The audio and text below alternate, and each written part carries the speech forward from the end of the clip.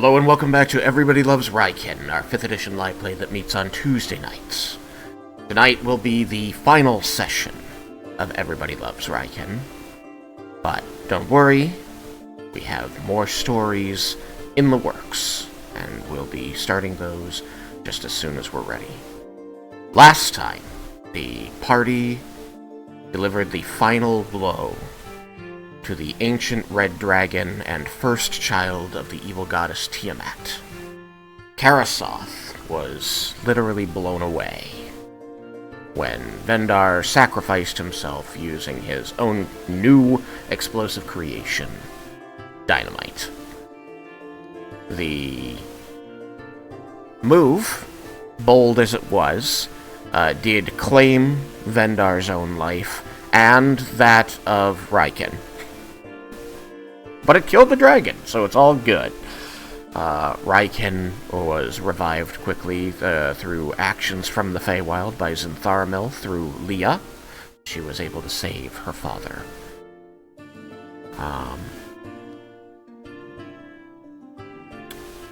Meanwhile, Jebel took advantage of the fact that the party had trained their massive army on Stormreef Isle in how to seal the dragons, and performed his own resurrection ritual. Excuse me, not resurrection. That would be sensible. He used reincarnation. So the once human, then dragon-born Vendar became a Harengon. Man. I don't know. Now Vendar's less cool.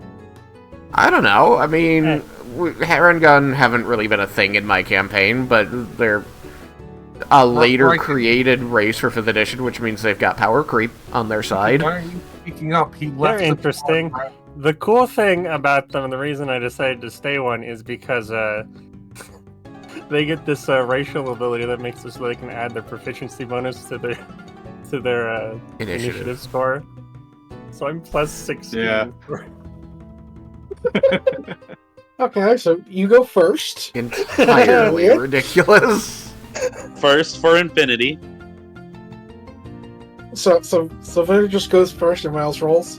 But I just think it's going to be really funny, like, if he were ever to roll into combat, and he goes second to somebody who got, like, a 19 on their initiative, but they rolled a natural 20 at a -1, and he rolls a 19, so he rolls a 19, so he has a 35, and still goes second. I'm still like, the really fun thing is go into initiative. You, the DM, roll, and you're like, it's a 3 on die, and Vendor is like, I'm going first, and you're like, so he goes first, and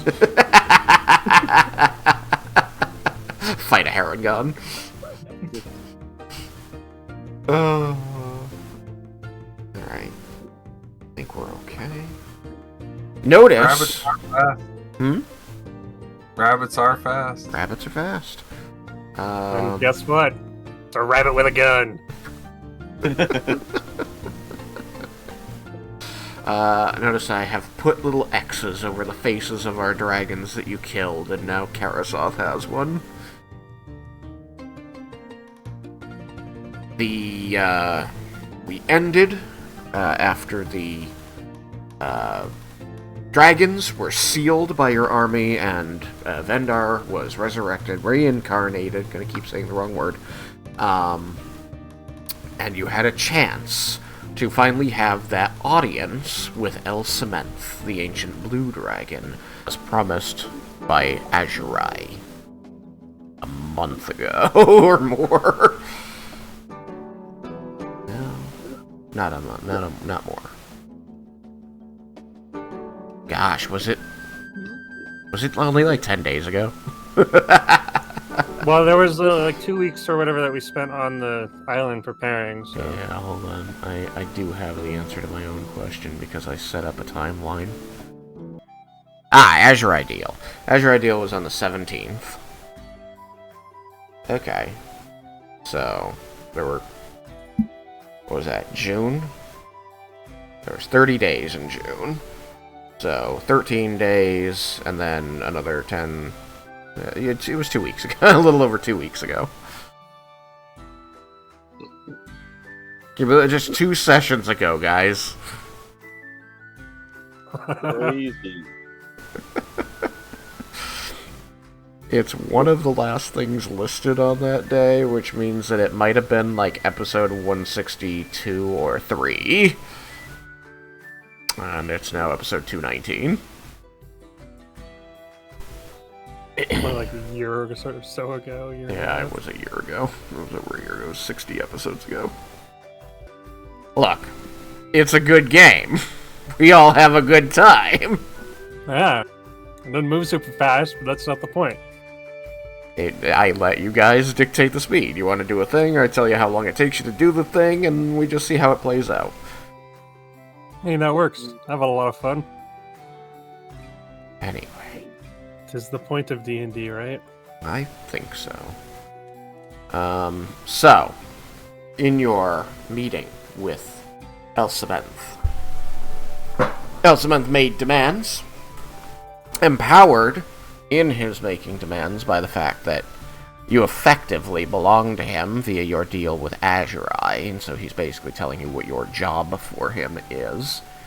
But he still needs you to actually do it, so you pushed back on a lot of the things he was telling you he wanted. And so he negotiated, sort of. You negotiated, sort of. And eventually it came down from the Blue Dragons will have free reign over all of Amaranta for ad infinitum, down to he wants to be remembered, heralded, forevermore, and so you will get all of the nations to celebrate Elsamenth Day. And on Elsamenth Day, once a year, every year, forever, the Blue Dragons get to claim the skies and bring lightning as they please with no retribution from anyone. Cord Day. Cord Day. Mm-hmm. Totally. The day you fight the sky! The sky fights back. And this seemed much more manageable than any of the other demands he made. And he seemed quite excited about getting a holiday that would be celebrated everywhere named after him, so an agreement was struck. You are still part of his horde, and he informed you that you would have a lot of difficulty if you tried to alter that part of the deal. He implied a lot of things about magic and the way your stuff is going to help or not help you to unseat him. After that, Elsamenth and the majority of his brood left, and you were faced with Azurai and the 2 green dragons, Armashal and Indrix, with whom you had made the original deal.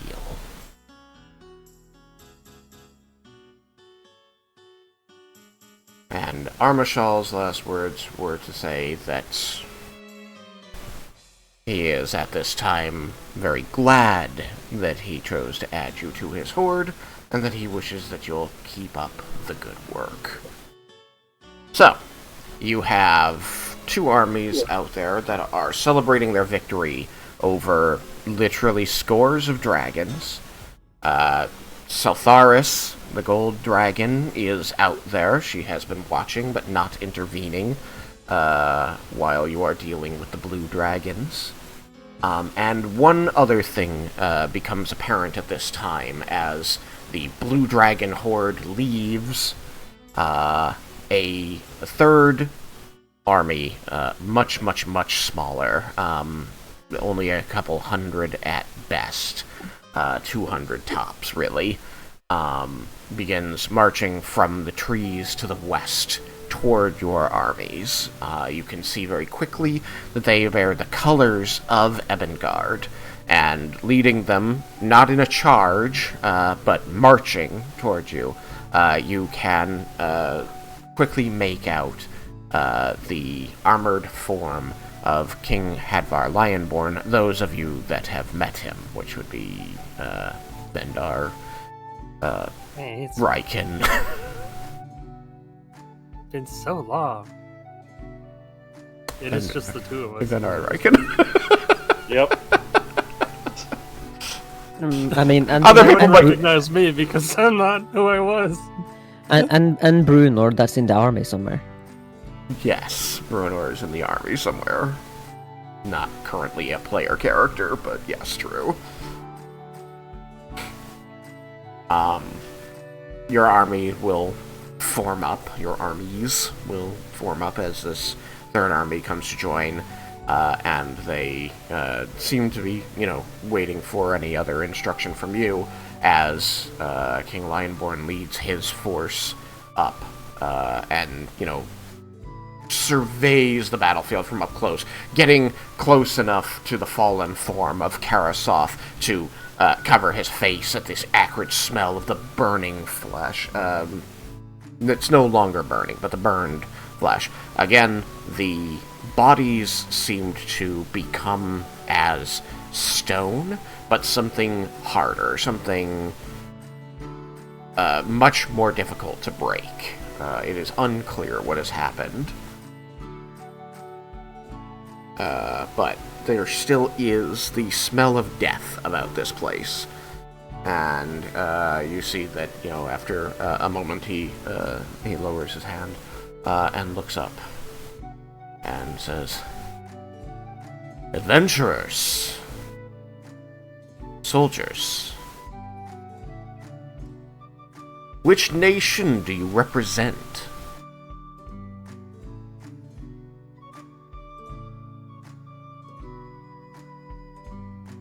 A single nation.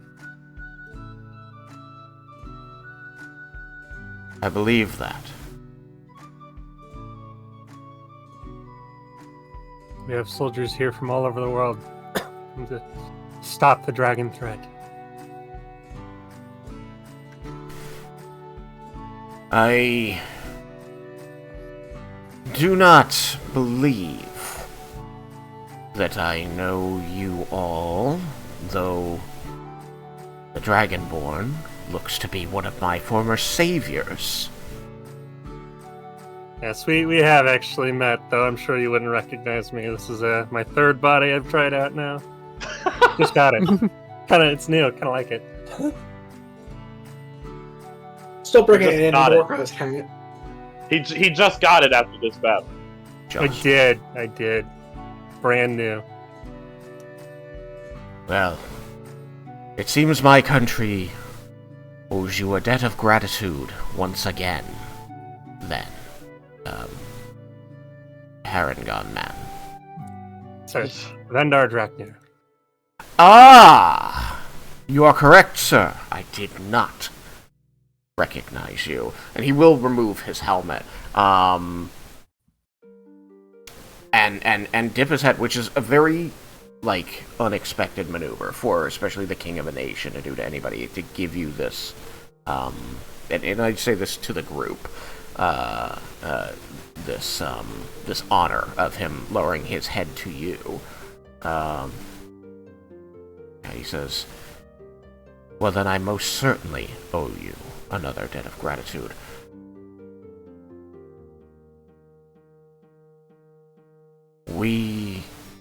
My force, such as it still is, held the dragons here and tried to press in as we could ahead of your arrival. We did not know for certain if we would be receiving any reinforcement. We had been told by a champion of Bahamut, Tatsuya, that was his name, that he would be bringing a great army here. Shall I assume this is his? Is he here?" Bit complicated, but Tatsuya is no longer with us. But this is the army he spoke of.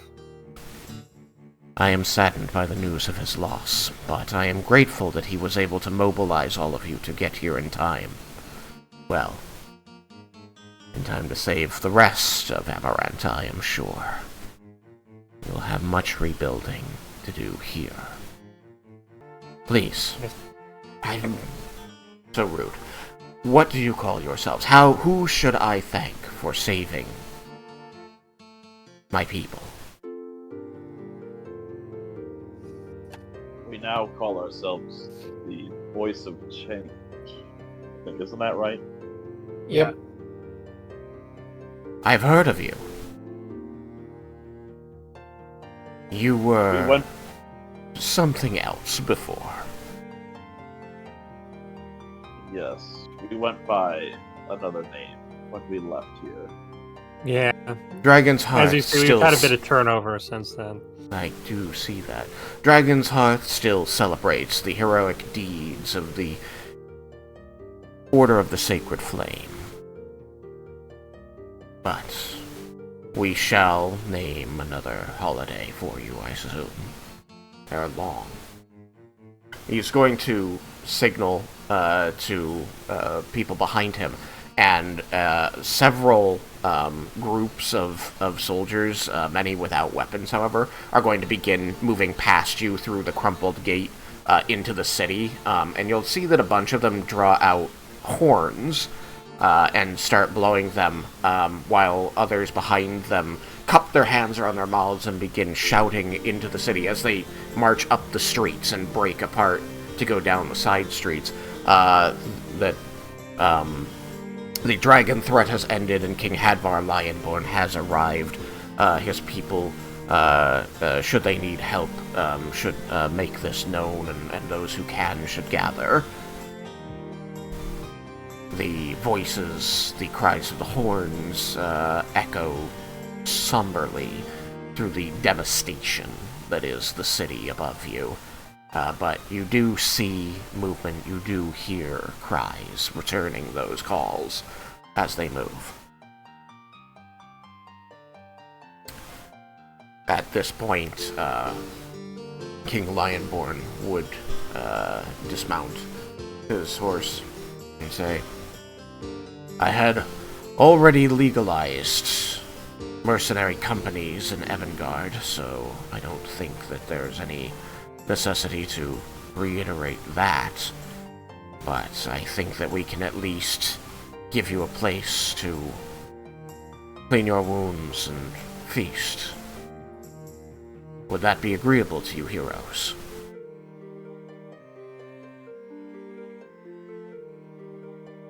We would be grateful for the hospitality.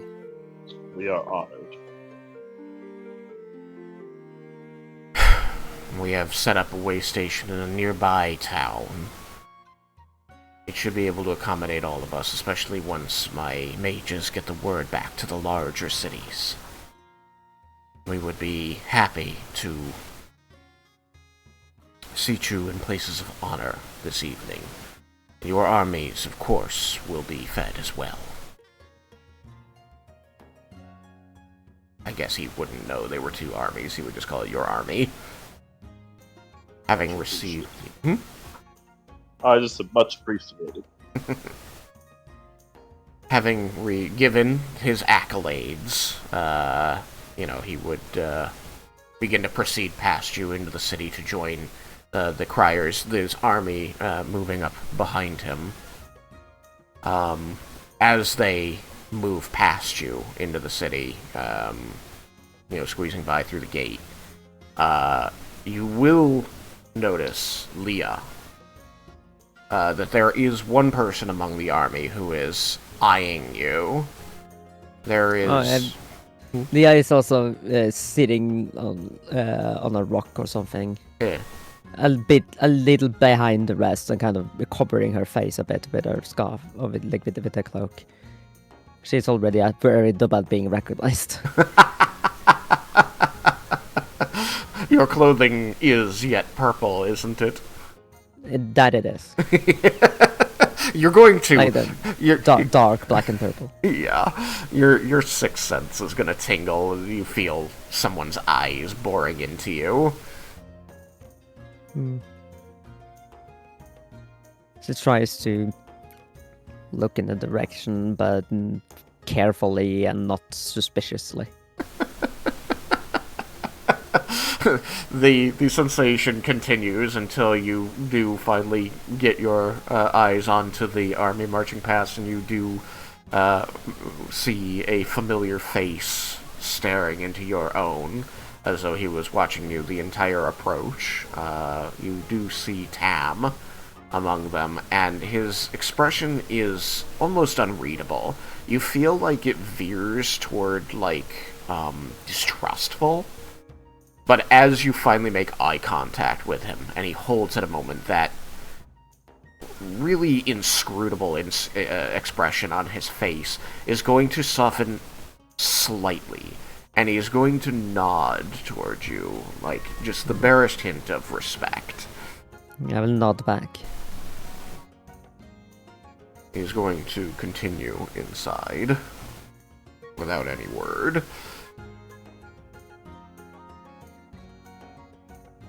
You are not expected to do anything for Hadvar or his army. You are free to approach anyone you wish to speak to. You do know that you have 2 armies that you could address, and Siltharis at the least. Raiken, your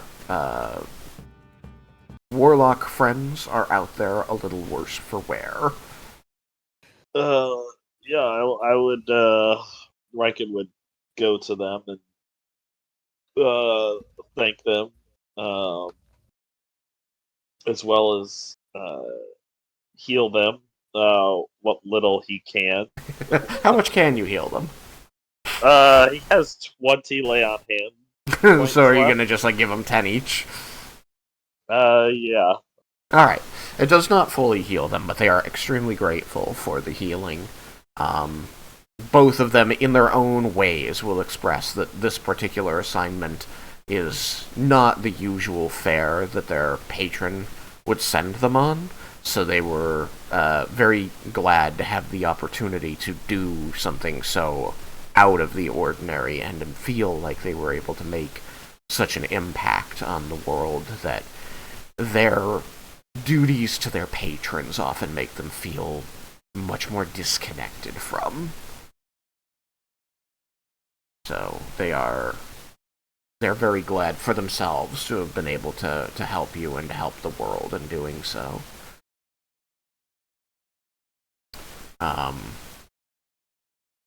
Halsey, for their part, will offer their hand and say, I hope that you'll keep lines of communication open and send for me anytime that you need help.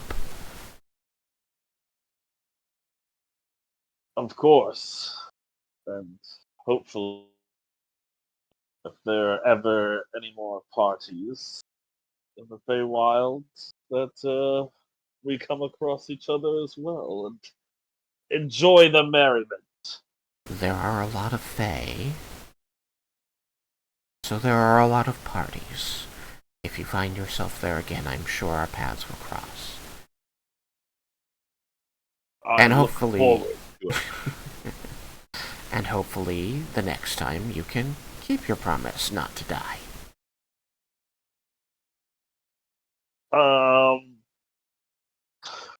Look, I didn't actually. I didn't really die. It was only for a few seconds, The, okay? the other warlock is going to bark out a laugh and say, we saw you explode. Yeah, but I mean, it's not like I had to be resurrected like somebody. They all Become a- Reincarnated. Reincarnated. He Yes, sits with becoming eyes, a find the different. heron gun. Kind of like this form. Suits me. It's Very pretty. energetic. My weird bunny boots. Oh god. Just think. I'm kind of wondering how I it wear my magic boots or my magic hat as a heron gun. Scotch had to take a out of your giant holes. explosion to kill me. Well, any way around it. I think we all did a good job. Thank you for...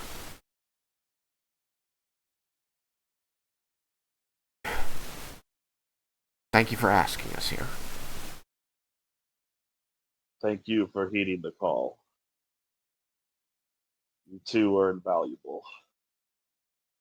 They are each going to bow their respect, and you're going to see, different fey effects weave around them as they vanish. Your armies await you, General Yukikaze.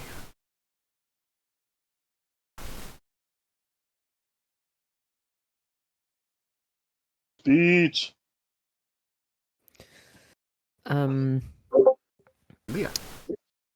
She, like right after Army had left, Leah would sneak off Huh?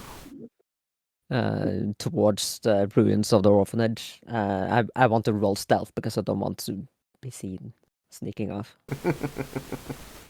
I see you.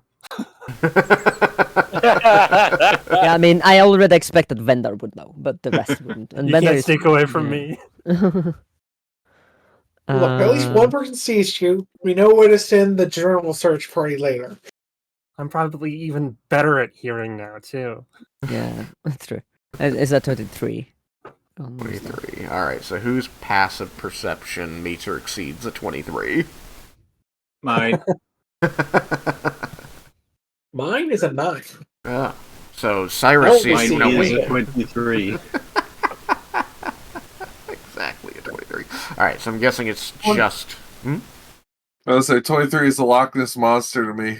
Gotcha.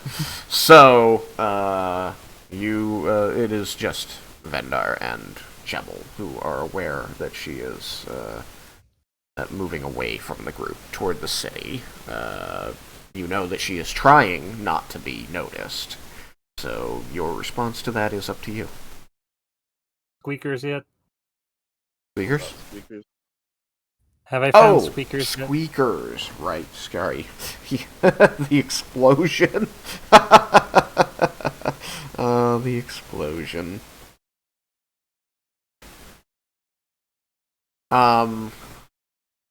As you are, yeah, I think that Squeakers is going to find you. You know, he's just going to come bounding up from seemingly nowhere, and run up your leg into your hat, and then immediately begin tickling your ear with his whiskers as he seems to investigate your new form. There we go. Hey, you buddy. Thought I lost you What do you think back of my new- there. Yeah, I'll always come back. I like think the my new new body? ears. Yeah, I like them too. That's a Feels so surprise. spry. Oh, well, I thought you'd miss the Dragonborn form, but you know what? I'm really glad to hear you say that. Yeah, and I like the Dragonborn form, but honestly, I think this one suits me better. Walking through doors is going to be a new experience. Rubbing your ears on the doorframe. Or is it just that he's super short now? Is he shorter? Yeah. I need smaller, medium sized. I think I'd be medium sized still. You're I still don't wanna be medium sized, super but like short, the average height of I a... would be a little bit shorter. Yeah, you- Totally. Wherever you were on the scale between shortest and tallest of human average heights, you fall into that on each of your other forms, which is why you were a Dragonborn who was shorter than the other Dragonborn around you, because you were a more average human, and both of your two Dragonborn friends are at the extremis of Dragonborn height. I wanted to be big. See, I was 5'10" as a human, so I'm not sure how to. It's like 7 foot and 7'7". Well, Vendar, you might have to keep Jebel around you if you keep playing with dynamite, because you've already had to get changed twice. Well, it's a good thing me and Jill are such good friends. Yeah. And I'm looking into my bag of residuum. I'm like, how many more times can I do this? Yeah, we'll find out how to get more residuum. You got all the time in the world now.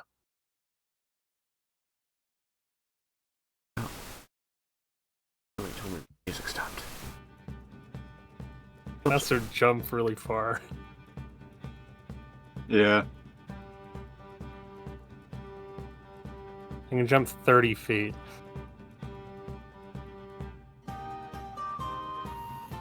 That doesn't Like provoke in the air? opportunity attack either, does it?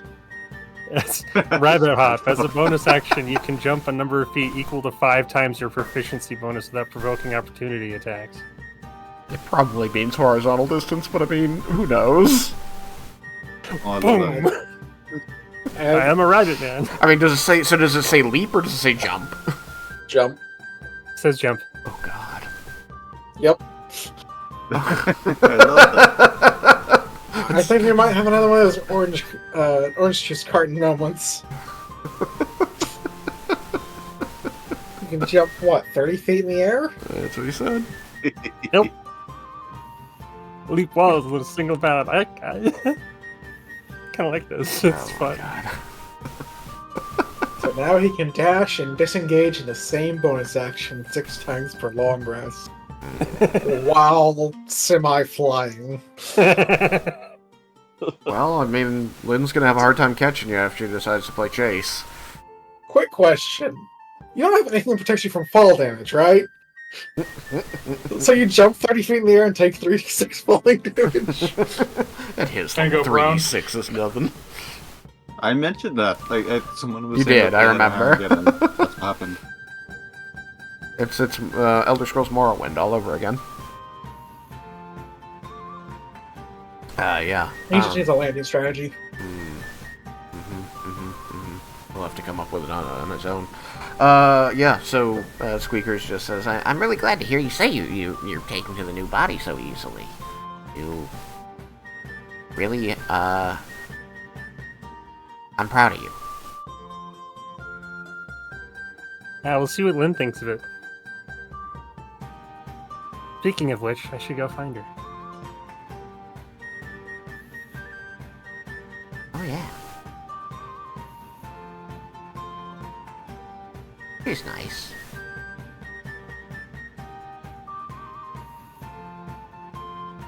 Alright. So, armies, Sultaris, Lynn. What's next? It sounds like Jebel and Vendar have let Leah go without saying anything. Oh yeah. I'm gonna try and take Raiken aside for a minute. Oh, I like this. Uh-oh. Time for the big talk.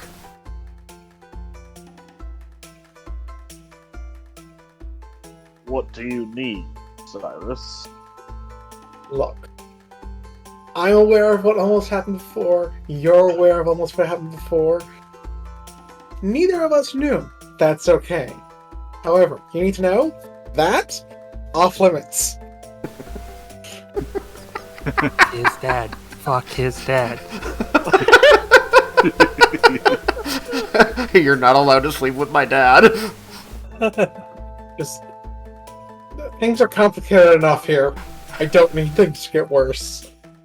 Make it worse. Make it worse. Well, This is not the bond, but out. challenge accepted. But That's on the seriously, bottom, I that's don't think I do not think Sultaris is interested anymore, at least from what I can tell. So I don't think anything's going to happen. I would appreciate it if nothing did. If something have- does, and I find out, at the very least, you're paying for the modified memory. You don't want to have two dads and a mother.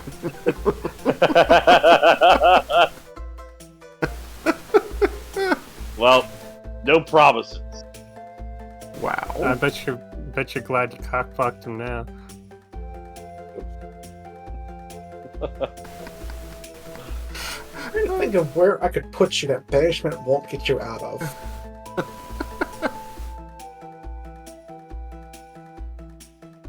I would have tried just talking to her. Who? Just kind of. Sultaris? That's Cyrus's confusion, not mine. Oh, okay, This is- gotcha. Go for it. Would have try talking to them, but I somehow think they'd have a stronger reaction than you would. Just, please, at the very least, don't be funny. I mean, I'm not going to pursue it, so you don't have to worry about me trying. It's whether or not Seltharis is interested again. He's gonna try either way. If that's the case, my hands are tied. That's all. Look, at worst, he greater gets to tell contrast? people he got turned down by a gold dragon. I mean, do you expect me to say no to a gold dragon? Yes, because then you get to have the power play of saying, I got to turn down a gold dragon. It's Ooh, I better. like that. Go with that. But That's a strong argument. But if I say no to a gold dragon, that could be end very badly for me because I'm You'll denying. be fine. the I'm gold sure dragon one what of it us will was. still be around to get you back up. Think of the bragging rights, though. How many other people can say that they've had sex with Seltharis? But just think, yes, I could brag and I could say I quote unquote slayed a dragon. I conquered it. You are not helping. I slayed dragons 2 different ways. Just think, that would be amazing. Whenever I Stick ever a long tried to sword in help, his sheath and everything will be okay. I'm gonna go, because I don't think this is gonna get any better. Cyrus, Just I know told that I you, you will don't find have to, some place I can put you in timeout if something goes wrong. I told you I'm not going to pursue it. I reckon maybe I can wingman for you. But you don't have any wings. It's okay. Wait, do these ears let you fly? Are they your wings? You go on that.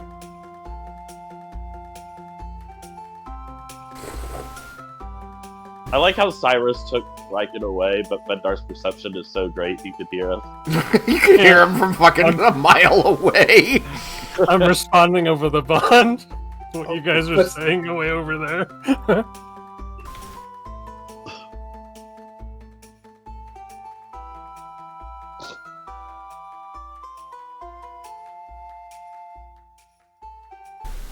That's all I have for right now.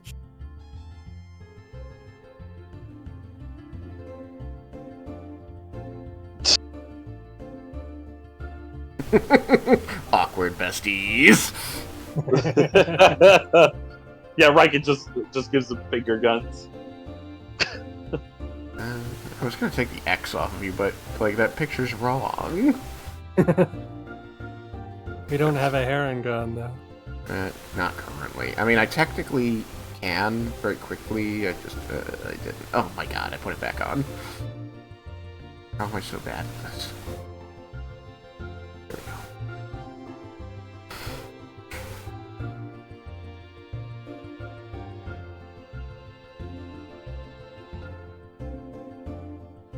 All right. So, armies, Seltharis. How late in the day is it? Good gosh. I believe that you had gotten there like pretty early because of the time shift from teleporting. Mm-hmm. So I think that like after your big army battle and everything. How long did we even get to? 9. Fight lasted about a minute, a little more than a minute and a half. This massive battle takes place over the course of a minute. Yeah, well, Three ancient the dragons. fighting the rest of the dragons might have taken longer, but Bioful combat is extraordinarily lethal. Mm-hmm. If anything takes more than a minute, the world's going to end. I mean, I feel like that's just well-balanced D&D combat. It's really not meant to take more than a minute. 10 rounds of combat is so much. You know, Even at low levels.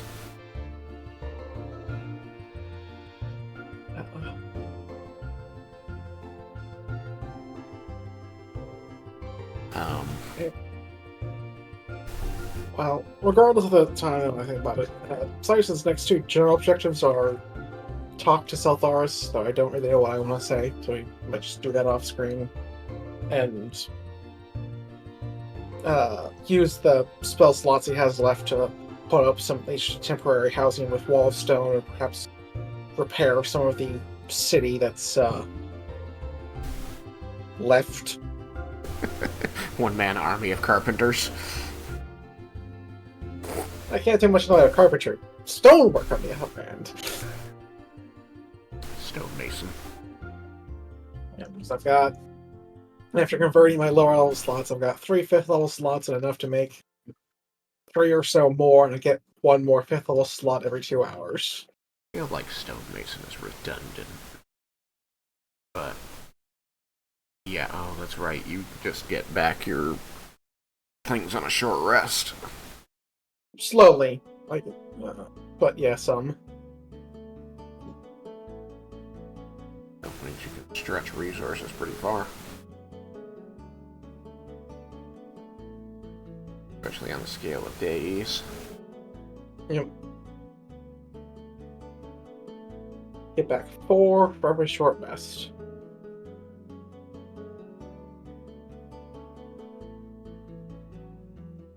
Alright. I mean, Seltharis is going to want to talk to the group, so you'll have a chance to talk to her. What? Sounds good to me. So, do you have anything to say to your armies, General Yukikaze?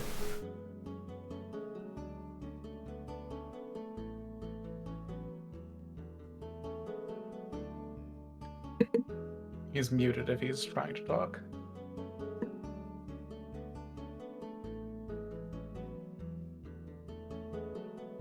Doesn't have anything to say.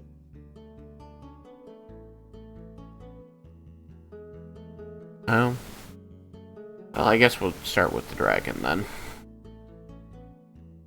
So, as you begin moving away from the city toward the armies, you'll be intercepted by Seltharis in her full and glorious draconic form.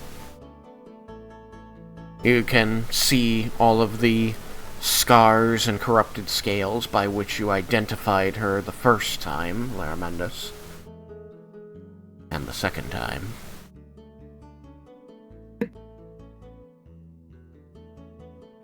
Oh, it would help if I had muted. We don't talk about that time. Second time. A smart, alive wizard never does. As she, you know, stomps up to you, this is, you I think only once the party has seen her, been addressed by her in her full draconic form, when she came to Stormreef Isle. Others saw her when, she was in the, Shatterstone Keep, but, she usually takes a humanoid form to address humanoids. She does not do that this time. And as she looms large and glimmering gold in the rising sunlight, you do see, that there is concern in her eyes. As she says to you, "You all fought very well today. You should be proud of what you accomplished.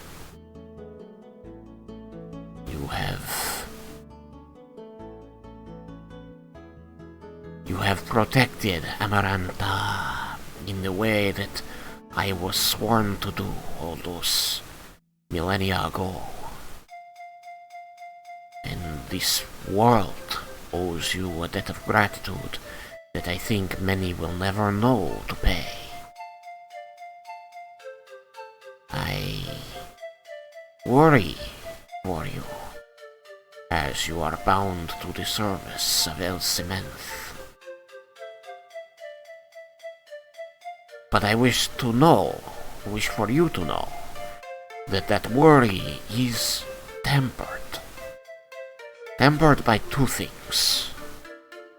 As I have gotten to know all of you for our time together on Storm Reef before, from when you revived me, as I have watched and helped you throughout your quest, I believe very confidently that you are truly people of mettle and valor and of honor, that you will do only, mostly, what is best for this world. I believe that that will temper the appetites of the blue dragons. But the second thing that tempers my concern is the blue dragons themselves. Ever they have been the more shrewd and subtle of the chromatic dragons.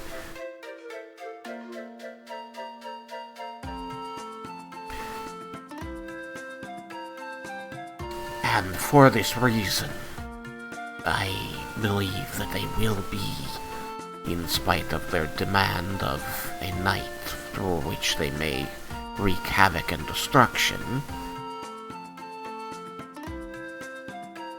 a force that it is more okay to allow to remain in the world.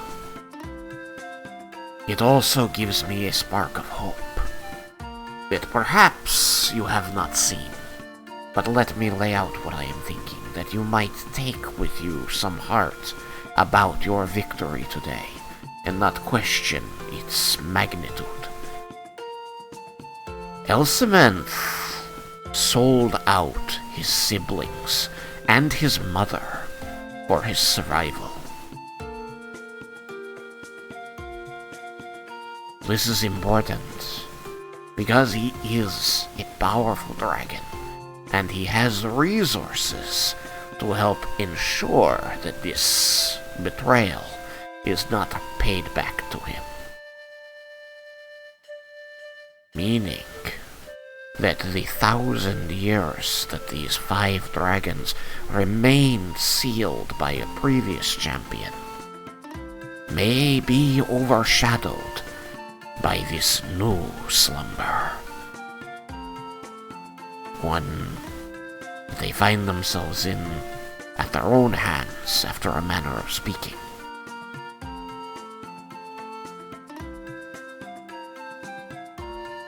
Well, I never liked making speeches. It's why I always appear to mortals as some other mundane person.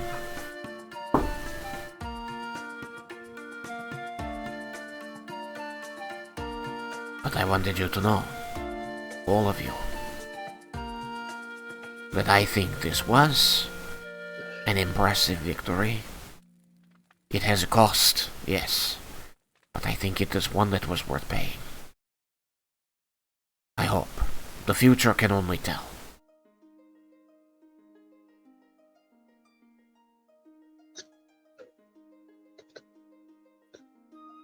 You were all very silent all of a sudden. You were so chatty before.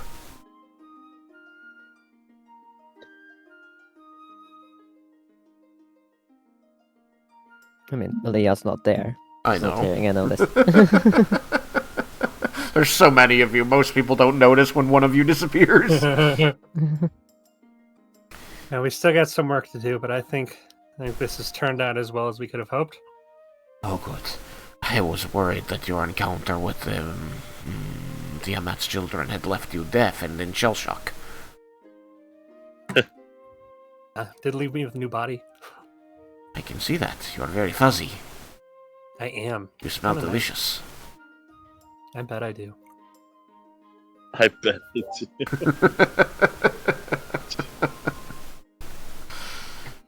Well, I am sorry that it came to that, warrior. That's okay. It's not the first time. Yes, of that I am aware. I will miss your red scales. I did like them.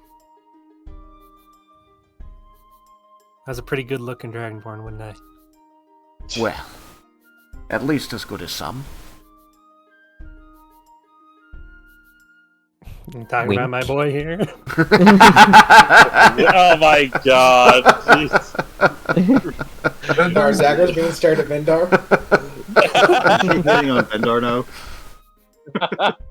I just got an insane thought for Vendar's dying. Like, I'm just kind of assuming I'm at the back. If Sulfars can see this, just like a bunch of like no hand signals. No, no, no! Well, I do think that one looks like he could last a little longer. You're scrawny as a dragonborn. Built fast, let me say. I am more about agility than strength. More is the pity.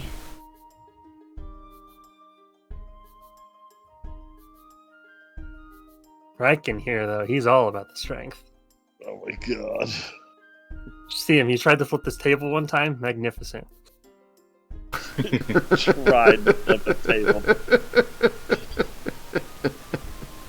Indeed. You are more than a match for several of the most powerful chromatic dragons that ever walked this world. And I will ensure that all my dragon kind is aware of the voice of change and the difference they made in the face of the adversity they refused to take on. I am going to have a long and very difficult debate with the Silver Dragons.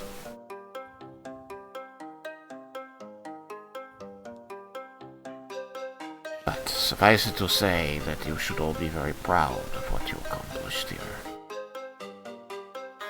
I am.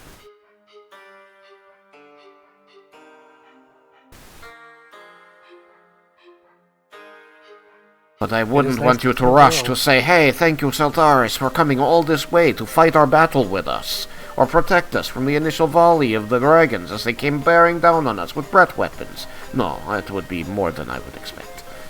Of course, well, that goes without saying. Exactly, Couldn't have that's done it all I'm without saying it. Oh. You are lucky you're a hero today. You get to be cheeky.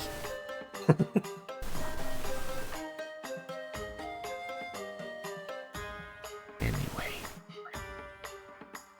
If there is naught else that you need the great Seltharis of the Golden Scale for, then I have many duties that I must return to which do not include you for once.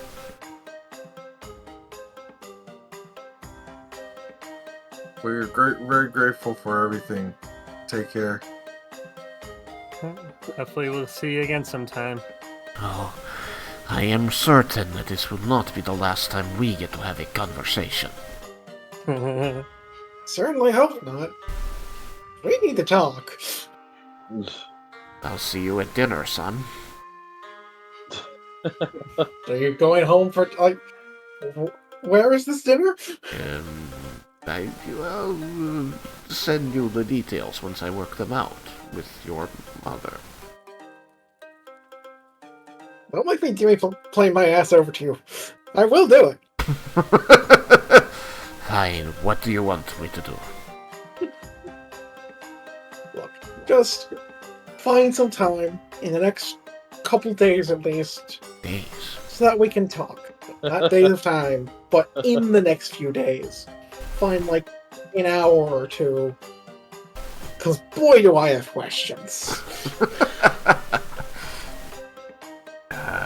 Are they going to be difficult and gross questions that you won't want your father to answer? I don't think so. Oh, well then that would probably not be a problem. You didn't hatch from an egg. That was not on the list of questions. Really? I really do have a very unique warlock. Sorcerer. Use the wrong word there. We can talk about that in private later. You know, some of them hatch from eggs.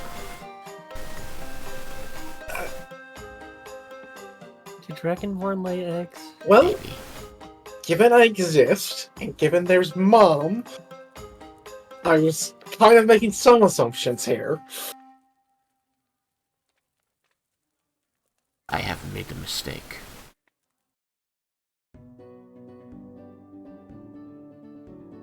Anyway. Certainly. I will make sure that the duties I attend to are close to your mother for the next few days, so that when you are ready to go back to her, we can have this long talk, son. Thank you. So, Raiken, are you going to be in that part of the world? I think you can make it. What's I those can't have be. available? I don't have anything on my schedule right now. Well, you should put something on your schedule away from that part of the world. I was only teasing, son. That's like sigh of relief. She is. She winks at Raiken. She winks. You're not sure who she winked at. Her eyes are so big. You're all packed so closely together. I don't know. Have you already explained what happened with your mom?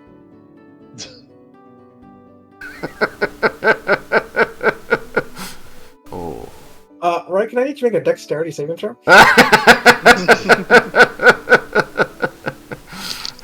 Looks like it's time for that appointment I have. Those brass dragons, they're not going to corral themselves. Bye!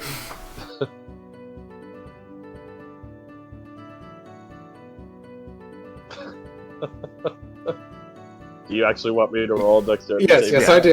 Yeah, please do. You always choose the ones that I'm not good at. Well, yeah, That's he why wants I it to chose work. I got it. You broke up, I didn't hear the answer. A 19. Ooh, that's pretty good. One short. Aww, sad face. So, a stone block is going to pop up around you that you are not able to react to fast enough. You put him inside a stone box. Yep. It's very dark all of a sudden, Raiken. Now, are you going to behave, or do I need to leave you in the corner? You can barely hear him. That could be on the bond. That's He true. just headbutts his way out. I mean, he could. These things do have health. Huh. Nobody puts Raiken in the Stone corner. box, you say. Climax song. Climax. I mean, that was Shadow the Box. That I'm pretty sure. And you. Not sure it can, because if it's a dex save, I have full cover from it. I'm pretty sure it's not a dex save. I think it was Con.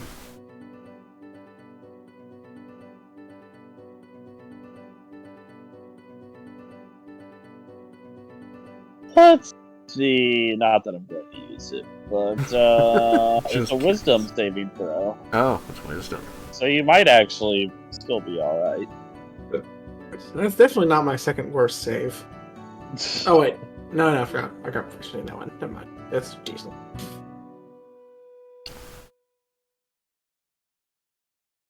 But I mean that's okay. I'm not going to climax on you. It's not worth it. So are you just chilling in the penalty box right now?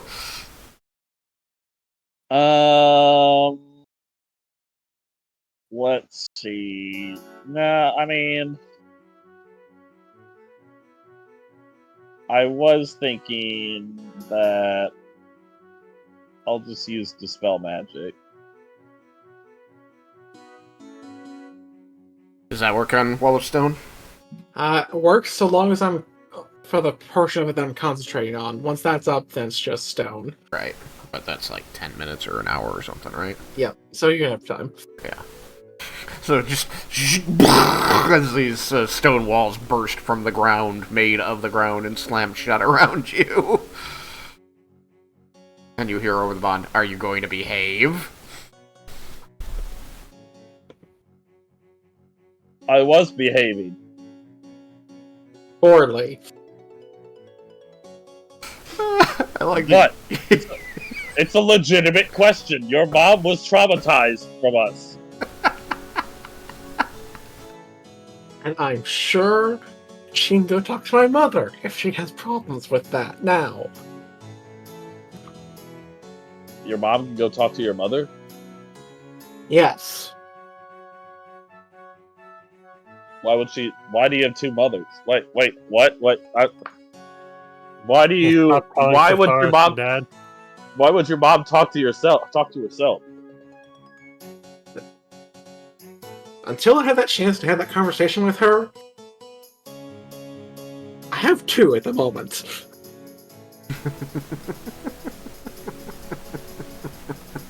And back when your mom impregnated your mom. Yeah.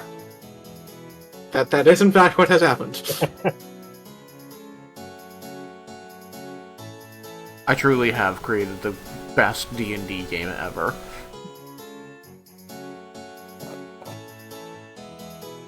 Where else could this conversation happen? According to him. Are you going to let me out, or am I breaking through? Are you going to? But hey, you haven't answered that question yet. I haven't done anything wrong. I posed a serious question, and then you put up a box around me. It's just a deflection. I still haven't heard an answer yet. Raiken just attacks the stone. With his axe or with AC Dispel 15. Magic?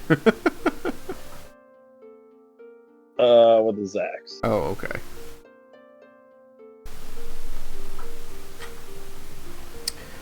Just bust through it like you did that door. Yeah. Your, I mean, the walls have an AC of 15. Go for it. As a what? AC of 15.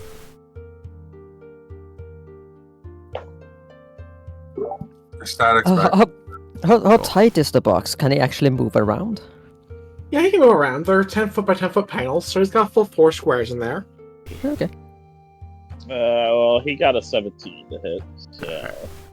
So you hit the area around you is momentarily illuminated by the sparks that fly off of the axe as you drive your recently made beautiful non-magical axe into stone. And like as you do this, you kind of you get this pang, this stab in your heart. You go, oh wait, no, that might actually damage my axe. No, not my axe!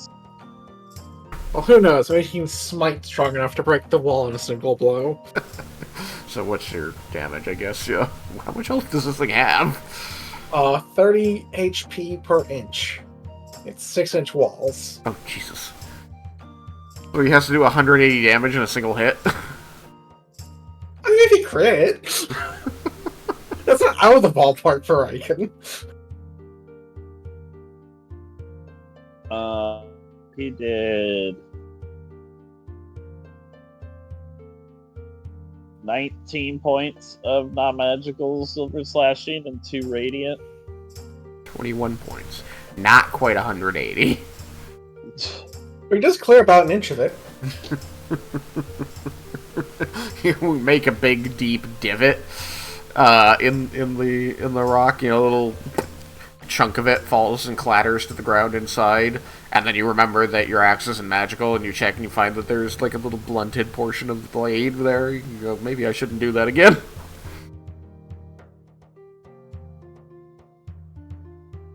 I need You to be expect sharp. Raiken to learn a lesson? Do.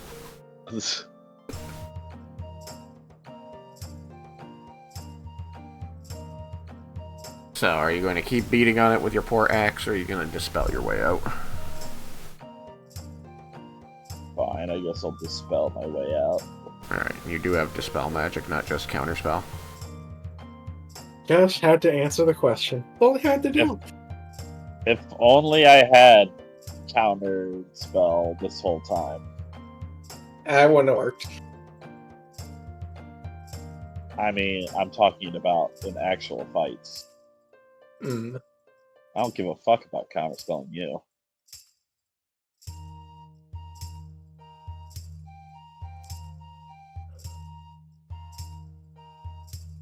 But yes, dispel magic.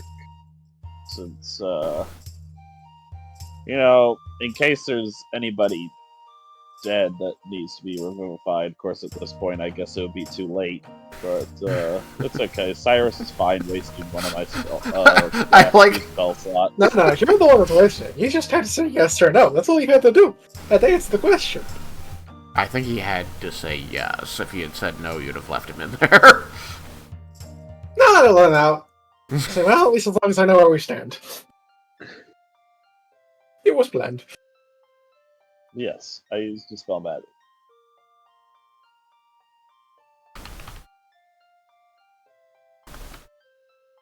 Alright. The stone is going to crumble away back into the earth around you. You are bathed in daylight, and Saltharis appears to be gone. I figured Solparis was already gone.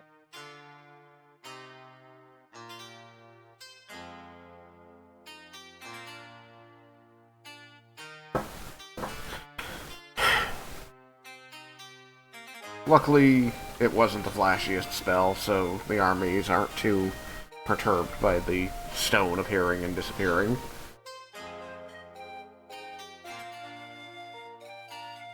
Look, I just spent my afternoon face to face with something about 40 times my size and trying to murder me. Gotta blow off steam somehow. Yeah, Karasoth really was trying to murder you a lot. If he'd gotten one more attack, he would've. Damn. He didn't like you pretending to be a dragon. He really, really didn't like that. But again, are you telling me that red dragons are proud? And more importantly, that they're petty. Synonymous. Alright, so. Yukikaze.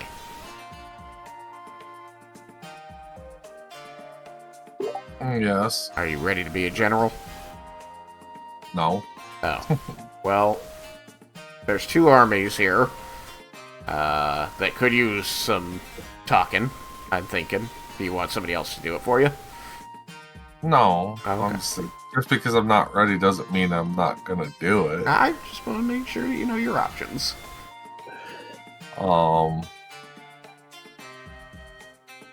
But I would have also been, even with all this going on, keeping an eye on things and taking care of things. Making sure the ceiling's going correctly.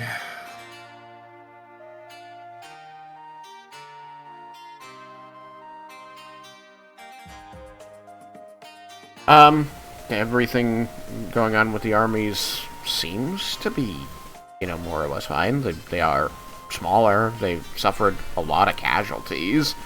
There are many people being treated who are not stood in front of you here, and many have been, if not buried here, then prepped to be moved and buried elsewhere.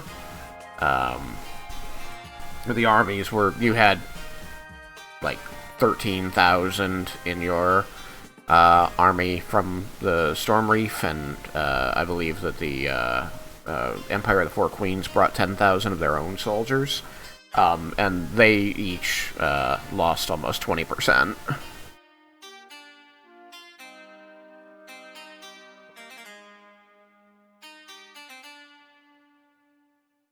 But that's still extremely good. You had a better than 80% survival rate against hundreds of dragons. Well, it also helped that dragons aren't immune to dynamite. Yeah.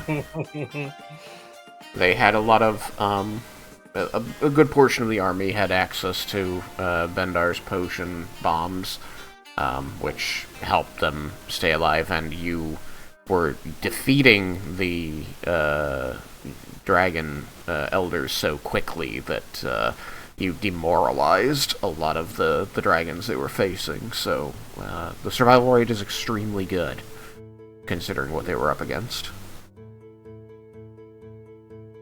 Say that Army of the Four Queens lost a bit more than yours did, since they had less time to, they had less specific training and magical item protection from what they were going up against.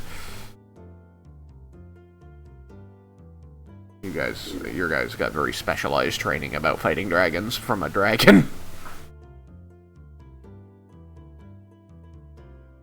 I don't remember if we ever discussed what we were gonna do with the scales at the end.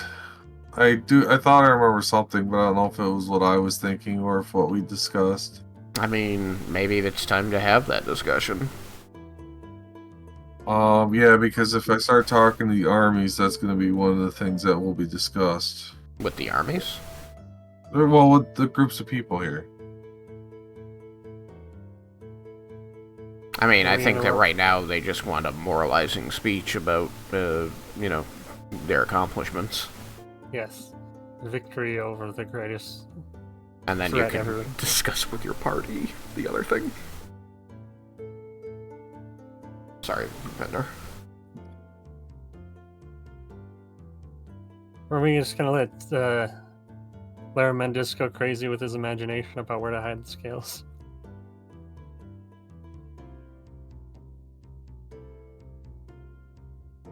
What? Yeah, so yeah, we can have that after everything's said and done. Oh, Make a space program just so you can launch one of them into space. But space is the astral sea. You can already just use plane shift to get there. Ah, really? I didn't know that. Yeah. no, does that just put you out into space? Effectively, like the realms are just, they're all kind of overlapped.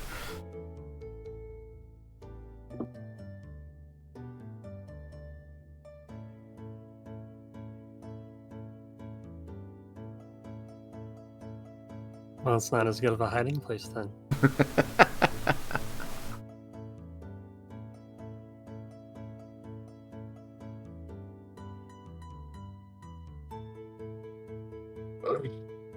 So, Ugh.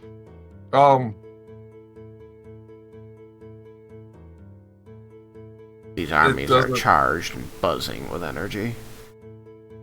Yeah.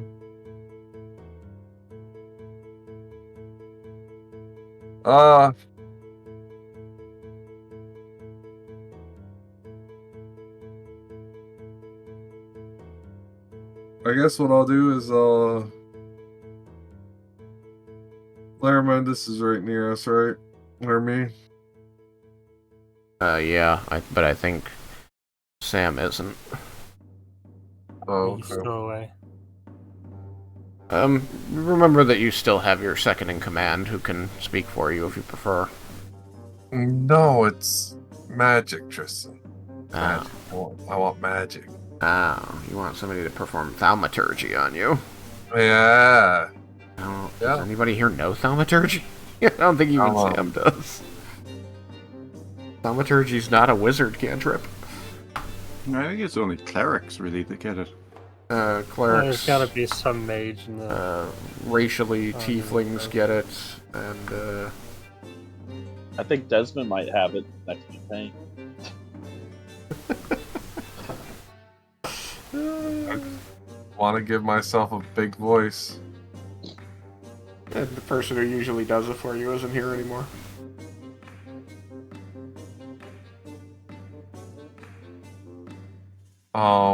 I just have to rely on your own voice. You're a big, huge dragonborn. You've got a pretty big voice. The scale turns into a giant microphone. Not unreasonable. I'll allow it. No. No. I mean, we could pull a tiefling from the crowd, or we can make it a giant, voice funnel out of wall of stone. I could just request it from one of the soldiers in the army. Okay. Yeah, there are clerics and tieflings, so somebody's got it. I think that, a good second in command knows what you need without having to be told, so Thandros can see that you're kind of looking around for this, and he'll shove somebody forward. They will cast thaumaturgy on you.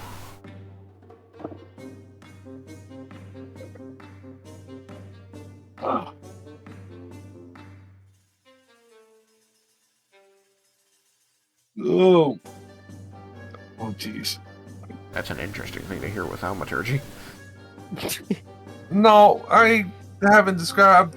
Listen, I'm putting the words together in my head. Alright, put them together. So, after I get thaumaturgy, Yep. I'll spread my wings Mm. and fly up into the sky. Mm. Silverfang will be in. I can hold that with one hand because I'm not attacking with it. Can I make it in greatsword form? Just giant sword, my Yeah. shield. You can make it whatever you like. It's gonna be a greatsword just because ridiculousness. You have an oversized sword in one hand, and your Got that shield anime of dragon scales on the other.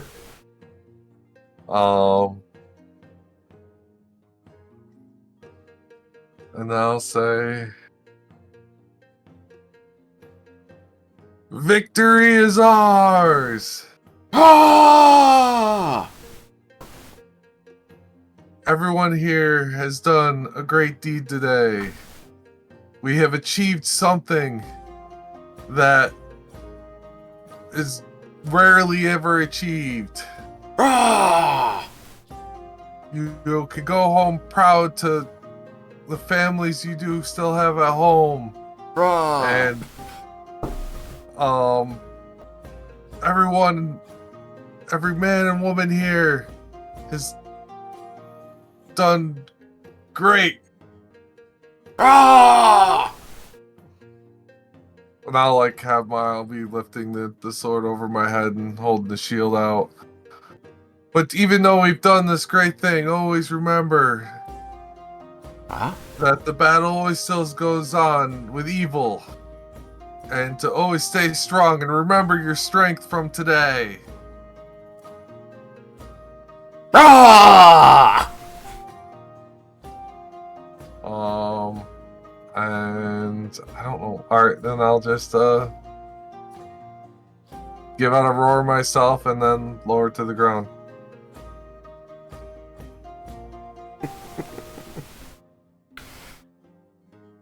The leader of the Tritons will come to you. And I believe he had begun teaching you Aquan. Or was that what was going on? Yeah, I fully know Aquan now.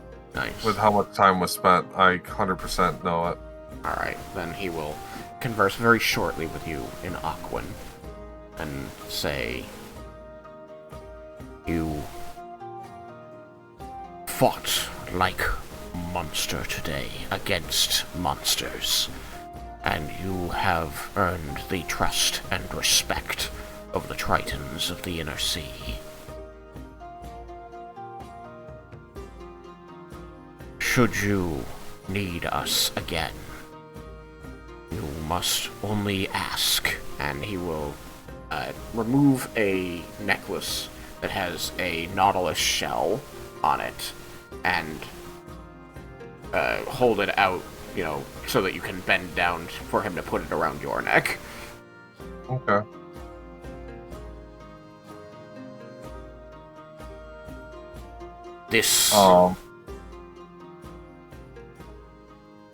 This is a special trinket that will let you contact my city should you need us. You honor me with your trust, and I graciously accept your gift. It has been a millennia since the Tritons involved themselves with the dealings of the surface world. This trust is not lightly given. Have been very fortunate to fight alongside such great warriors as the Tridents.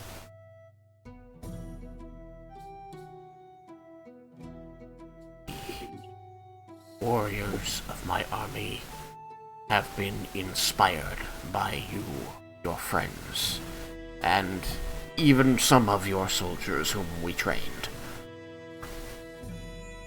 We do hope there will not be a need to call upon us, but we will answer should there be.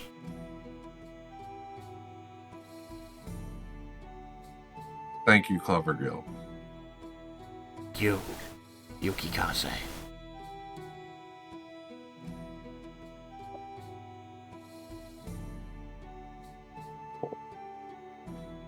So I'll give him a proper, like, send-off greeting, like, say bye or whatever.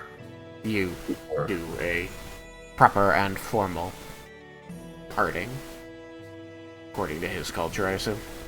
Yeah. Yeah. He is going to begin leading his soldiers apart, and their spellcasters are going to begin teleporting their people away.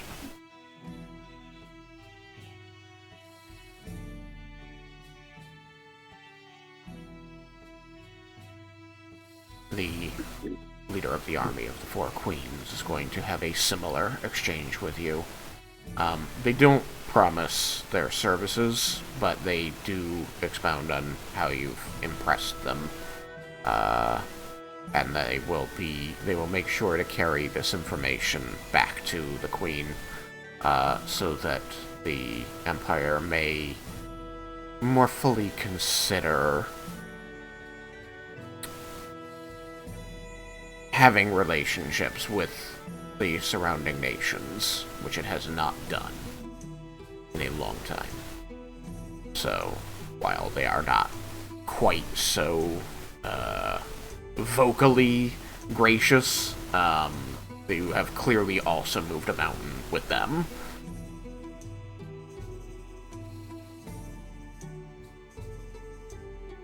And they found out we were straight with him.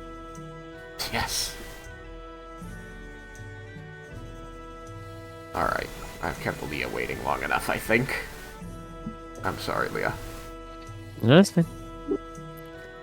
Leah, you make your way through the ruins of the city, away from the group. You can hear as talks begin out there, you know that they are going to have their important conversations that you can get filled in on later. You hear the cheering from beyond the walls echoing over. The voices, as many as there are, getting smaller and harder to hear. Even it's so great an army, as the distance and the wall separates you. You find yourself walking up and up this familiar and yet extremely not familiar peninsular mountain, heading toward the watchtower at the end of it. You see broken buildings, splintered stone, cracked cobbles all around you. There are bodies here and there, remains, some older than others, but amidst all of the pain, the destruction, the apparent and clear suffering, you can hear again the soldiers that were with King Lionborn moving through the town and calling to survivors and gathering people, helping them to escape this destruction, to find some temporary peace, so that rebuilding can begin. So even in the darkness that is what was done to this place by the dragons, there is this glimmer of hope that King Lionborn and those with him, people like you, will see this damage not undone. It's a scar, but healed, at least. As you move through the streets, again, familiar but made strange by the destruction, you find your way to the place that was once the orphanage.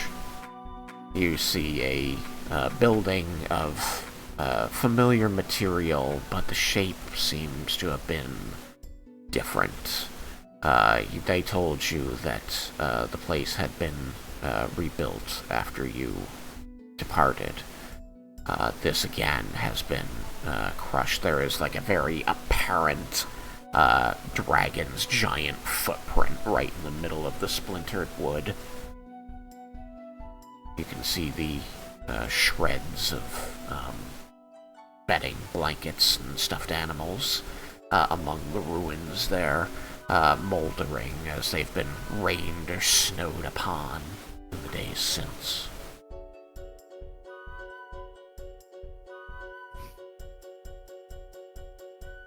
Yeah, as you approach her here, would go back to platinum blonde.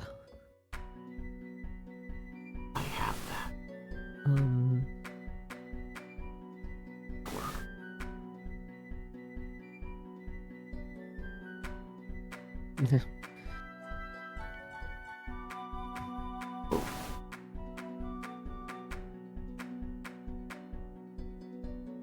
And Lorelei is going to be looking over the ruins and kind of shiver a little bit as she floats in the air next to you and says, "Well, this place looks depressing."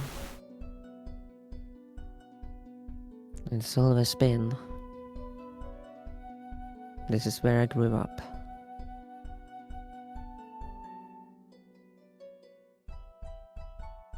You have no good memories of it? None. Well, then, good riddance, right? No, it's a reminder of bad times. But it's gone. Sort of. I did the first harm. Oh. Kinda sits down and you grab a hold of some of the ashes. Just feel it in her hands. Yeah. Before drying it off in the snow. Crusty on the outside from rainfall, but still soft and flaky once your fingers crack through that. There's a tree next there. How's the tree faring? I mean, it's partially burned, many branches are broken, but the trunk is still intact.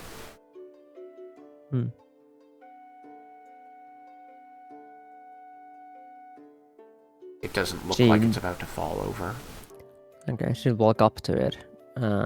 Find a branch that is, a root that is open enough that she can get a little underneath it with her hand. Yeah. And she start digging a hole. Alright. You are able to find a protective loop of root and begin digging a little burrow beneath it. Yeah, once deep enough, she's gonna take out Paulina's lockbox. Just pour out everything that's in it into her bag of holding and put her diary in it. Alright. And she'll secure the the lockbox, and then she'll start burying it down underneath the tree. Yeah, you're able to place this lockbox with your diary in it into the ground and push the hard soil and some ash back over it.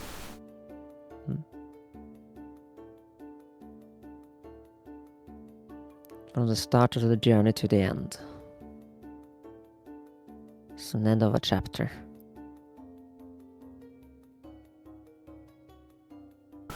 Lorelei is going to adopt a very somber expression, seeming to understand the weight of the moment. Finally, she'll use plant growth to revitalize the tree a bit. Right. The roots grew deeper and kind of drag the box net down with it. Alright, do so. So it will flower, grow new leaves and such. Yeah, where a lot of the branches were broken, new branches begin to grow out of the split. The things that weren't broken off completely falling away. The tree, not so much healing as just growing more out of its breaks. And it begins to flower unseasonably. It is a spring blooming tree in the middle of winter over this destroyed building, but a symbol of new life, no less. Yeah. She'll sit down next to it and just wait out the time a bit before she's ready to return. Eventually, Lorelei will ask, What do you want this building to become?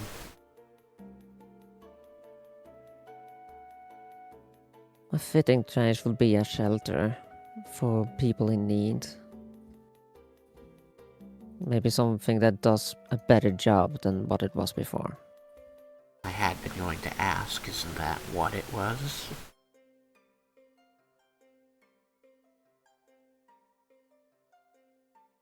What it was an orphanage with people not understanding how to treat people well. Teaching children nothing of importance.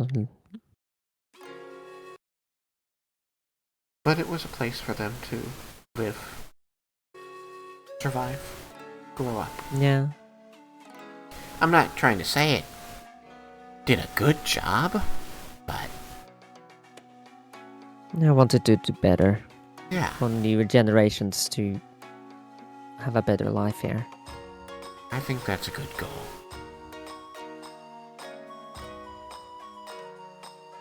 So are we gonna come back here then? Maybe one day. How will they know what to make this place if you don't tell them? We'll get the word spread. You know, I think there's a king nearby who might take that under advisement. You think that is wise? What if he's heard of me? I think that he told you that he owes you a debt. One building seems fair price for saving a world, don't you think?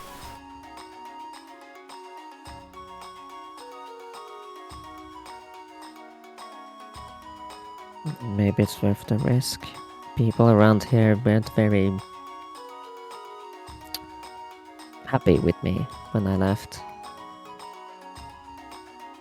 People weren't very happy with Zentharamil either. When he left. I suppose that's right. People change. Okay. We'll give this king a shot. I think Zen would want that.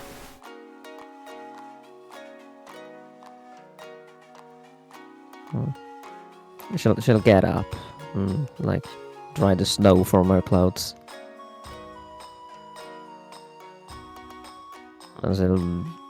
There's still, like, soldiers running around, I assume. Oh, absolutely, yeah. It's gonna be... Yeah. They're probably gonna be doing this for days.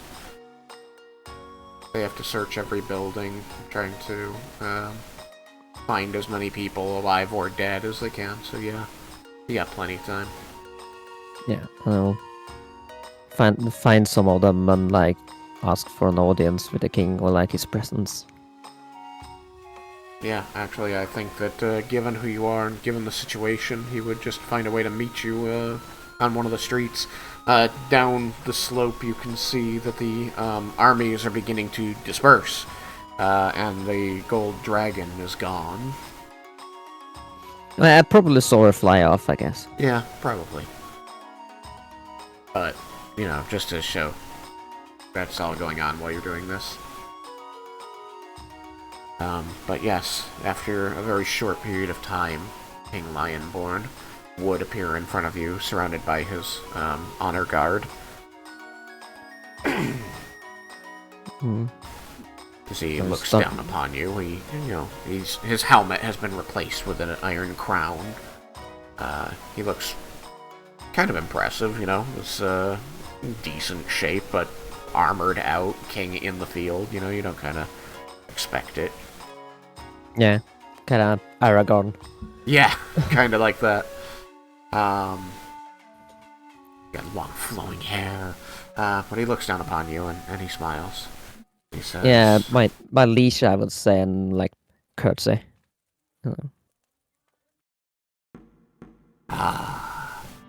Hero of my lands, voice of change.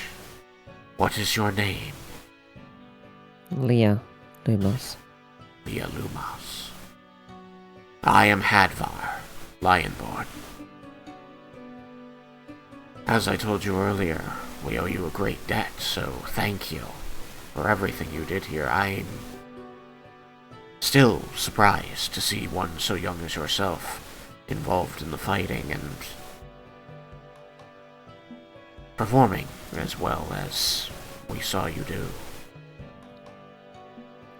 I am of this land myself. It is only fitting I have to protect it. Avangard is a difficult nation to live in, I think, not just for the weather. But her people are strong, and you are a prime example of that. I am sorry that you were made to fight. Fighting was of my own choice. But I am proud to call you I want to say countryman, but a countrywoman, but that sounds weird to say, but that's what I mean. Citizen of my lands. What can I do for you, Leah Lumas? There was an orphanage in this town where I grew up. Indeed. It was not treating its citizen well. Being the only of elven kind, it was not the most popular by either the people running it or the children. We lived on scraps. Most of us had to go for thievery in order to survive. That is hard news to hear, Leah. I request a simple thing. That this building will be rebuilt into something better. A place where children and maybe the poor can have a chance to survive, be taught well about the world, and and not treated with discriminate against kindness. elves. As well as other creatures. I think that is a request that I would be more than happy to honor. Unfortunately, Avangard is a large territory and many of its cities were sovereign prior to my rule, even in the early days of my rule. I admit to failure as a leader. In the early days, and even more recently, allowing these places their modicums of self-determination, which flew in the face of the unity I wish to create. But it was a sacrifice that I chose to make to further those dreams of unity. I should not. I should have used a firmer hand. I just didn't want to become my father, I think. In short, I failed you, Leah, and many like you. Thank you for bringing this to my attention. I will personally ensure that this orphanage does not again become what it once was. I intend to remain here for a time, overseeing the reconstruction. That is very kind. Shall we put your name on it? Oh no, I think the less this city remembers me, the better. If that is your wish. In any event. There's a tree next to it. I would like it if that were to stay. I have no intention of removing anything that is healthy. But I will make sure that we mark it as one that should not be relocated. Thank you, that means a lot to me. I believe it is the least that I can do. In the face of my many shortcomings over the last few months.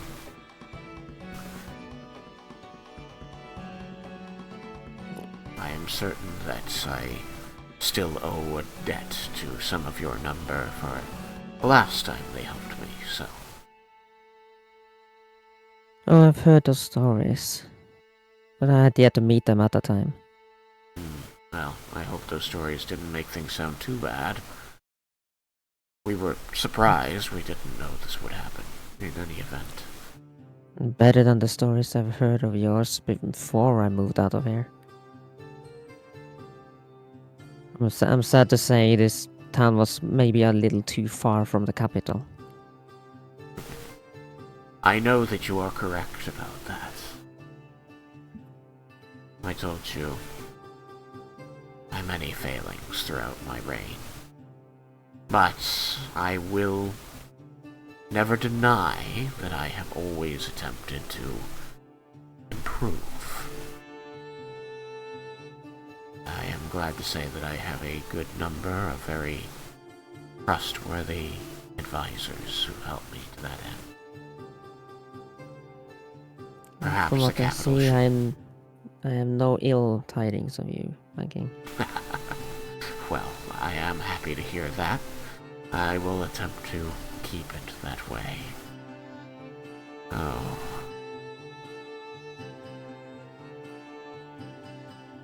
You know, it was supposed to be my sister that led the nation. I often wonder if she may have been able to do a better job than I did.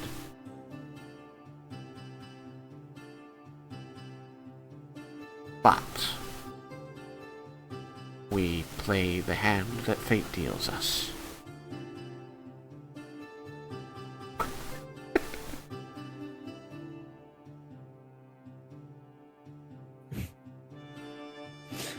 I didn't know that. Didn't run. A dimension door is essentially running, even if it's on a She didn't have a choice about it, it was contingency. I'm just saying, if your contingency is I'm a coward, then embrace it. It's a perfectly reasonable contingency to be a coward. Alright, escape plan Delta. Yeah, I own that. I would do it again. I did do it again. He did do it again.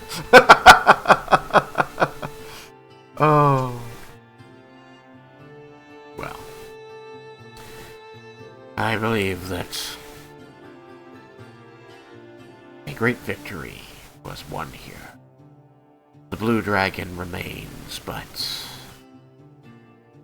it seems that you and yours have some sort of agreement with him. Yeah, for better or worse. I will pray to the gods that it is for the better, and I have hope that it will be.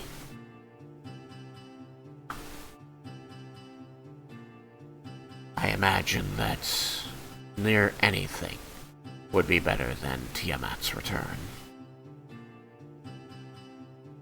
Oh, that we can agree.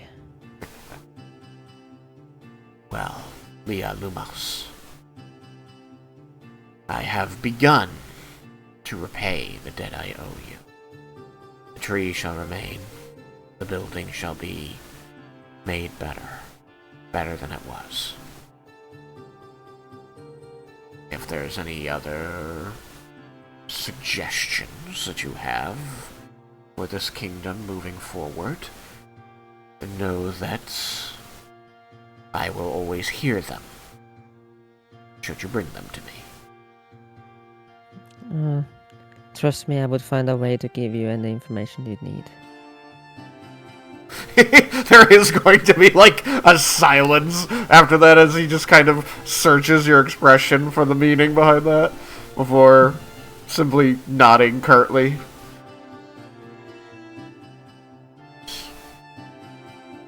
Well then. You have clearly aged beyond your years here, and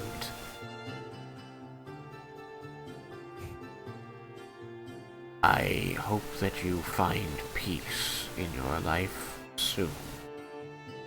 That is what I will be attempting to give these people, he says, sweeping a hand around the surrounding buildings.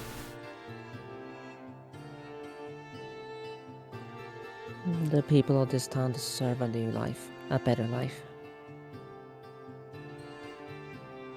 So does everyone in Amarantha.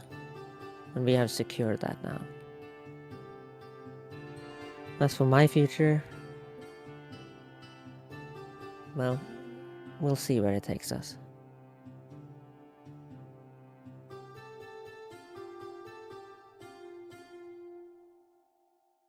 Well, my hope is that it takes all of us to better places, but not death.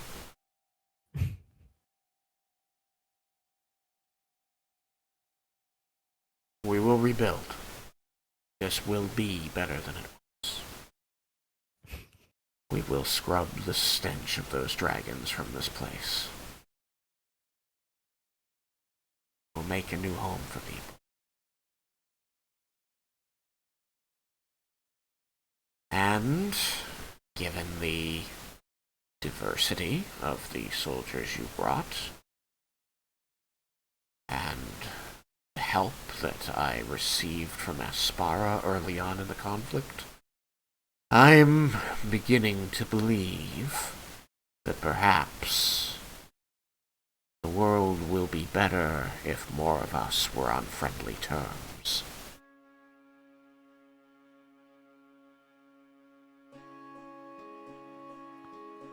We agree again. We've been working hard to bring nations together during this fight. It would be a shame to see it fall apart. Yes, I become aware of those efforts today. I had not given much credence to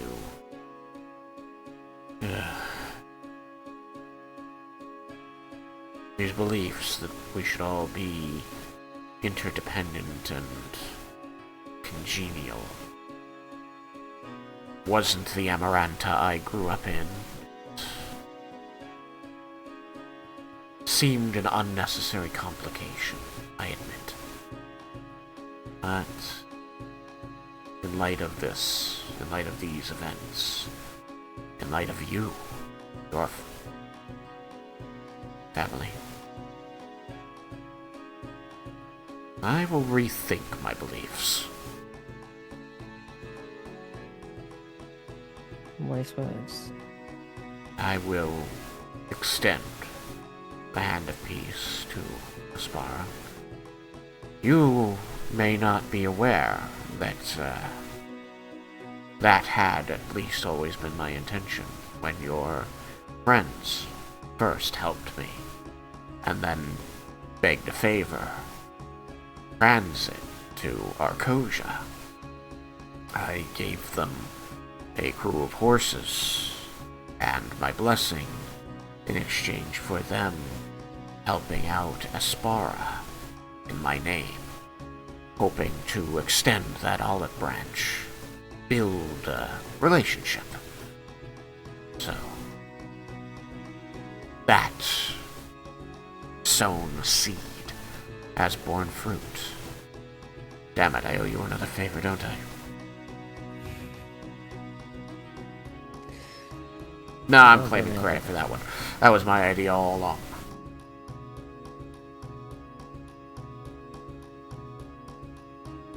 We helped Aspara when they needed it, and they returned the favor, and now we can be allies.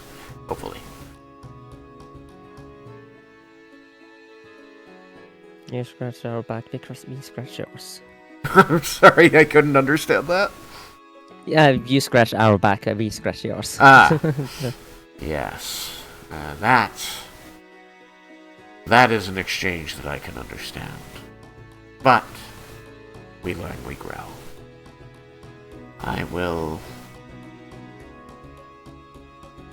Perhaps I'll be able to extend communications as far as the Empire Before Queens. I saw some of their colors among your army. Maybe if I name drop you, that'll open some doors. Hopefully. They're a difficult bunch. Well, that sounds like permission to me.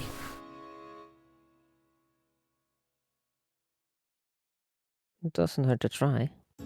I'm glad that you feel that way. Alright, Leah Lumas. I have people to see to and projects to begin here. If there is anything else that you or your friends desire, seek me out. You are trusted allies. I curtsy. He tips his crown. He does give a... He bends at the waist to you. I should see my friends. Family. They didn't know I walked off. Oh, well then, please, do not let me hold you up any longer.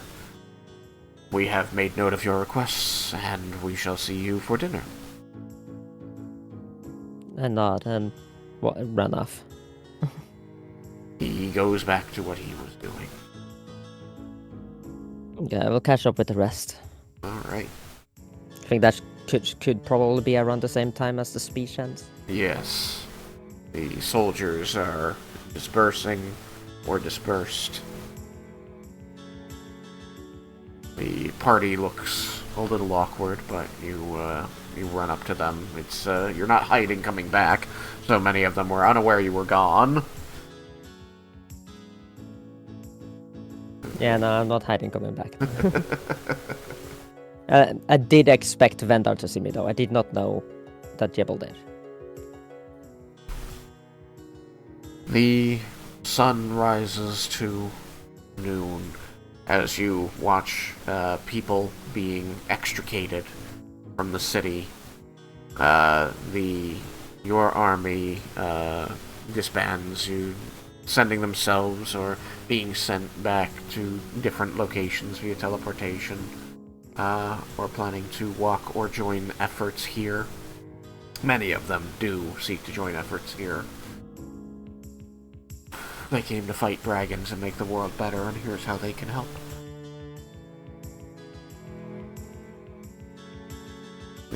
By the end of the day, the people working with King Lionborn have marked out sectors of the city that have been completely searched, and know where they must start again in the morning, to make sure that they have found all survivors that they can. They head you off to their encampment, their doctored up town, which is going to become a massive bivouac, especially effectively. But they have, you see that there are dozens of people there who have effectively lit every oven in every home and built some besides, to begin to prepare a meal for thousands. This place is basically one massive kitchen at this point, and it smells heavenly. That, of course, quickly changes as you introduce, several thousand people into it. I suppose you've only got the, 2,000 people left, but still, the couple thousand people who all smell of battle and brimstone from red dragon breath, ozone from lightning, and all the horrible elemental smells. The wounded were brought here ahead and have been convalescing while work was going on in the town that you alternately helped or oversaw, or simply rested yourselves after saving the world. The air would help as much as it could. Yeah, I imagine a lot of you feel that way. Just trying to be inclusive of those who would rather rest. Yeah, but it's like, Leah especially will feel like she owes this town a lot, so... Set it on fire, and then it got blown up by dragons. Yeah. But, yeah. I wonder if she was recognized by any, though.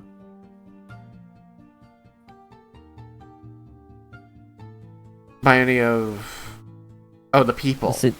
Yeah. I think that there are a lot of people who look very haunted by the events of the last months here in Watchtower Point. I think that most people aren't even going to be, not all, but most people just aren't going to even, like, be fully present. You know, they are Like overtired husks, shell-shocked as they're drawn from the ruins of their homes, or, you know, the less ruined homes that they took shelter in that weren't theirs. I think maybe a couple you would notice these glimmers of recognition in a couple of the people you see. I don't know that any of them... I mean, I think that you'd get a range of responses, like reactions to being recognized by these few people. I imagine at least one of them can see that you are with the army and is hearing the things being said, and so, like, understands, at least on some level, that even though they might have had bad thoughts about you before, whoever you were, you are here helping now. I think that a couple of the others would be more like, you know, what's the witch doing here? Is she, you know, those kinds of extremely distrustful and looks, like waiting for the other shoe to drop, waiting for you to set something on fire. You know, and you can kind of, like, they never directly address you, but you can kind of see as they seem to be trying to convince the soldiers shepherding them around that you are going to be a problem, and they are roundly ignored. Okay. Yeah. But like the majority won't even bat an eye because they're just in bad shape. shell-shocked, yeah. Yeah. So I would just say it's a handful of people, and yeah, you know, some of them recognize you in the bad way, but at least a couple of them are also like, okay, you know, whatever happened before, clearly that's not you now. Yeah. Kind of see those, like, still battered kind of expressions, but... Yeah, it like, might also be a little confusing the time she changes hair color. Yeah. I think the hair color shift, like, if they... It's only those times that you shift into winter that they go, oh, it's her! Yeah, exactly. But yeah. So, you know, as has happened many times throughout this campaign, you are brought to, you know, a large seating area and put in a place of honor and given, you know, more delicious food than you could eat in a single sitting, as the people around you celebrate the fact that they have survived, regaling those next to them with stories of the battle. You know, even people who were fighting next to each other, saying, well, I was fighting this dragon and it blasted this one. You're really lucky that you were facing the other way and it just missed you, but man, you know, no way, I was right there, that didn't happen. A lot of boasting and bragging going on as they regale each other with stories of the battle. You know, those times they felt they were most valorous, and those trying to say, well, you know, I was right there fighting that one dragon when, you know, the carousel exploded. Took advantage of him being distracted by that to stab him right in the jaw. A lot of that going on, and a lot of the people closest to you singing your praises. Especially Thandros, who's taken a seat next to the Harangon, who keeps looking over, kind of like making sure that he's, you know, hasn't been dreaming this whole time. Bedros points at Vendar's foot and is like, is this body gonna be the lucky one? Or... Not so lucky for the rabbit.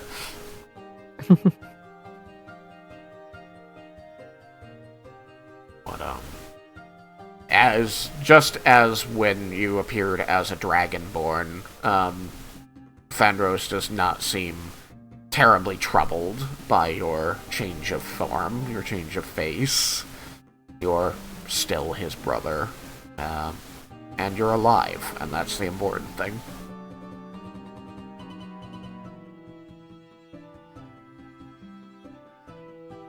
I don't know if I've lost Jacob or if he just doesn't have anything to say. He's currently I muted. forgot I was muted. Oh, nice. So, yep, that's how I thought it would be. He was very understanding last time. A lot of... Just hope this isn't gonna be a habit. That already is. I think he would make a remark to the effect of, "So, I shouldn't buy you clothing for your birthday, because you're probably going to have a different body by then?" Not unless it's magic. I will keep that in mind, Vendar. I don't know if you have a limited number of these bodies, but try not to go through them too quickly. Mom would be upset. Yeah, I wouldn't want to get confused. Keeping everyone on their toes. I don't think there is a limit. I think I'm pretty good. As long as I got Jebel here. Well, Jebel, is there enough platinum in the world to keep my brother in bodies?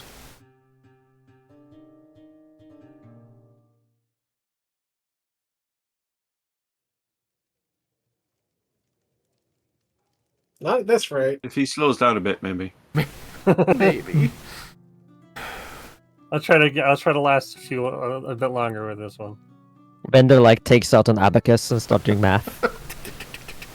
No. No, Jebel, I mean.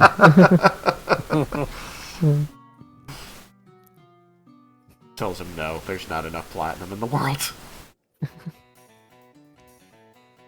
Now, residual, on the other hand. When there's absolutely not currently enough residuum in the world. And... That's a glitter talk. And so I think that we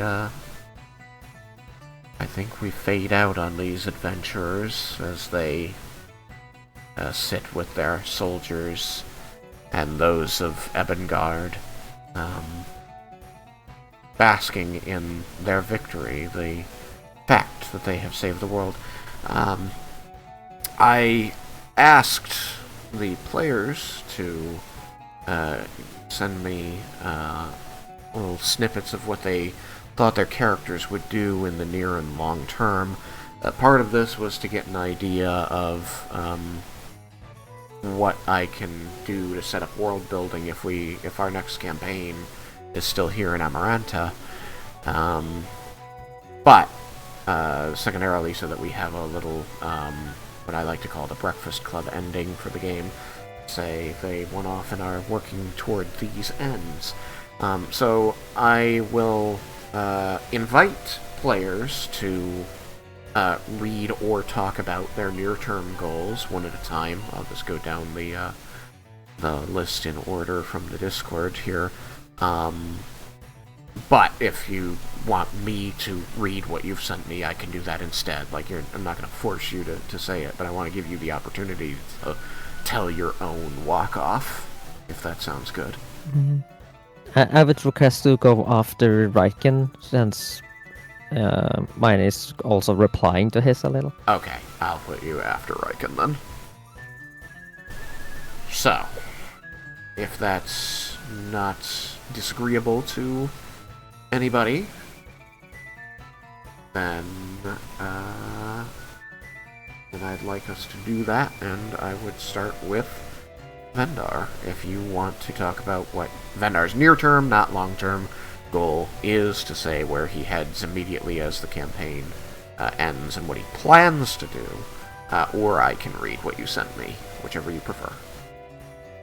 Okay, well, immediately he'd probably go back to Aspara and start building his business. He'd want to get a hold of Asandrius and get him, offer him the position, come help be his partner. He'd have Rowan.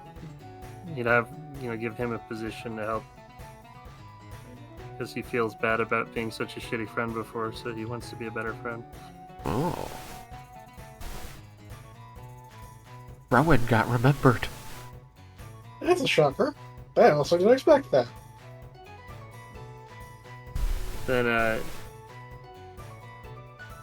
and of course he'd be with Lynn because they're in love, happy. Aw.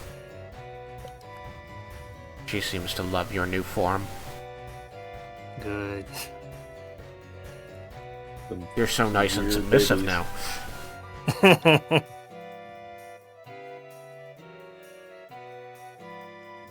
Yeah, so I go and I invent things, and I start building a business where I make things, all sorts of things, and I get other people who have skills to make things, and I employ them to make things for me.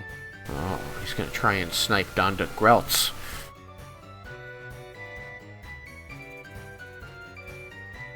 Yeah, so I have a whole bunch of people innovating in all sorts of different fields and stuff. And you had I told make- me that this was for the goal of trying to improve life for the citizens of Amaranta. Yes, he wants to make the world a better place. So Tighten all up sort, industry. he'll get all sorts of things, and make sure everybody's paid well and everybody gets credit for whatever they invent and stuff. 'Cause And not everything money isn't the explodes. point. Yes. I mean, things he invents generally explode, but Look, It's a only a person requirement needs a to work specialty. Some Not- things not only all- explode accidentally. but- Yeah, I was about to say, not all of them are intentional.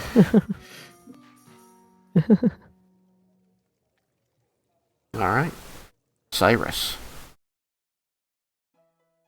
Let's see. I wrote down more a list of general things he wants to try and deal with. Not much in the way of details, but I need the group's help fixing the godfish problem. Ah. The Aboleth. Indeed. I'm going to look into a way to fix the chaos curse, as the players no longer catch the character, it is no longer required.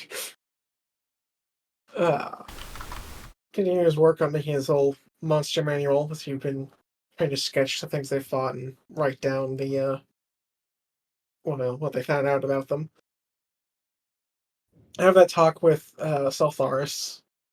Just kind of get used to that in general. Finally have a chance to spend some time at home after this crazy, 2 months? Yeah. 2-3 months, somewhere in there. So, yeah. We save the world. Gonna just assume it'll stay saved for a little while. Take a break. Assume. And, put that wish to work. Put some clones in a pocket dimension or two. See if I can get put a simulacrum of Jebel on standby in case I die and he's not around.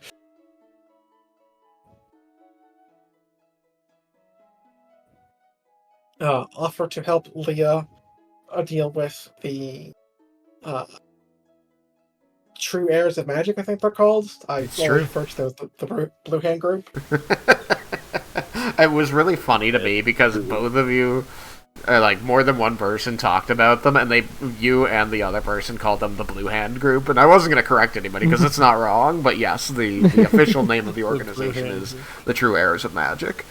Yes, but they're not our friends, so they get a bad nickname. Yeah, they the don't sound like a Blue shitty band. 2x2, hands of blue. Alright. Yeah, I mean that is where I got the idea. Yeah. I rolled with it. It was great. See about putting some extra protections on the house. for related reasons. Maybe do some government work, laying some roads. Got to use that wall of stone for something. Mm-hmm.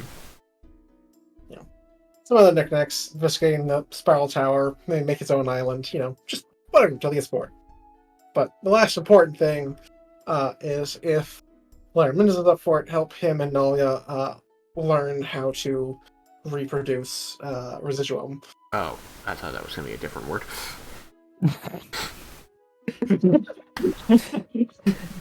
Lerman is and all reproduce. Full stop. Residual. Oh!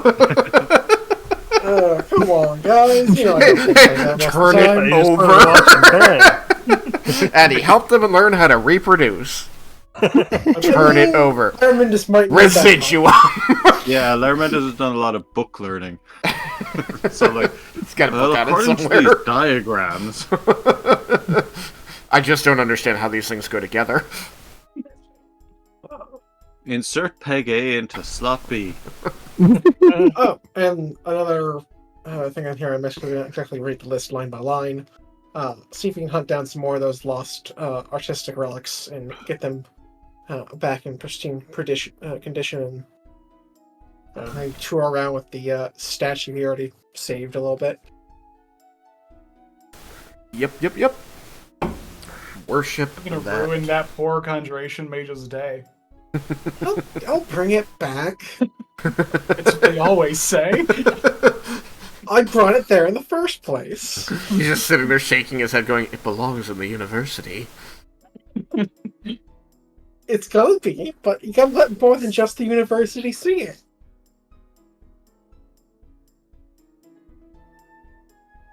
Sounds good. And maybe after a long time see about returning that statue to where it came from. I forgot that was also a thing he could do. It is a thing you can do. You're sure you don't want to be the British Museum? Not, I'm fine showing off for a while, but, not really ours. It has a place. It's like, it's on loan. Indefinite loan. Indefinite. They don't know that they've loaned it to us, but we'll let them know. We'll send them a letter. Send them an edible arrangement. Alright. Jebel. What was the name of the city with the drow again? Umbralite. No, the one on the surface. Oh, Volinar. Volinar. Yeah, I think immediately Jeb will head back down there, because I don't... This is depending on... Did that thing with the bears get set up? I mean, you told them to set it up. You totally should have done it, right? Well, I'll go check that. That might be a job for a druid. Get that done. Return to Storm Reef. And just help out there, maintain whatever balance is needed until such time as a permanent druid is brought up. Oh, damn, I forgot. Because I was gonna have, your squirrel. Squirrel, right? The one that was always hanging out with you? Oh, yeah. Gonna have that kind of show up. Pop out again. And there was gonna be a... imagine we had a great heartfelt, passing of the torch from Gliss to you.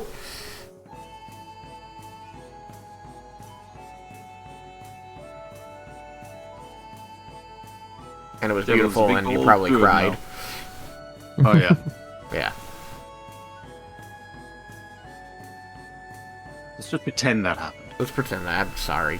Use your imagination. What is this game about, if not that? So he'd hang around there and do what he could until such time as and someone else could be placed there. And then he would just travel around Amaranta doing what needed to be done from place to place.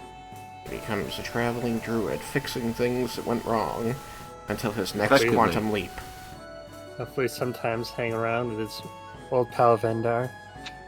That's what I say, and he'd pop in and visit people from time to time as well, because, like, he can pretty much get anywhere.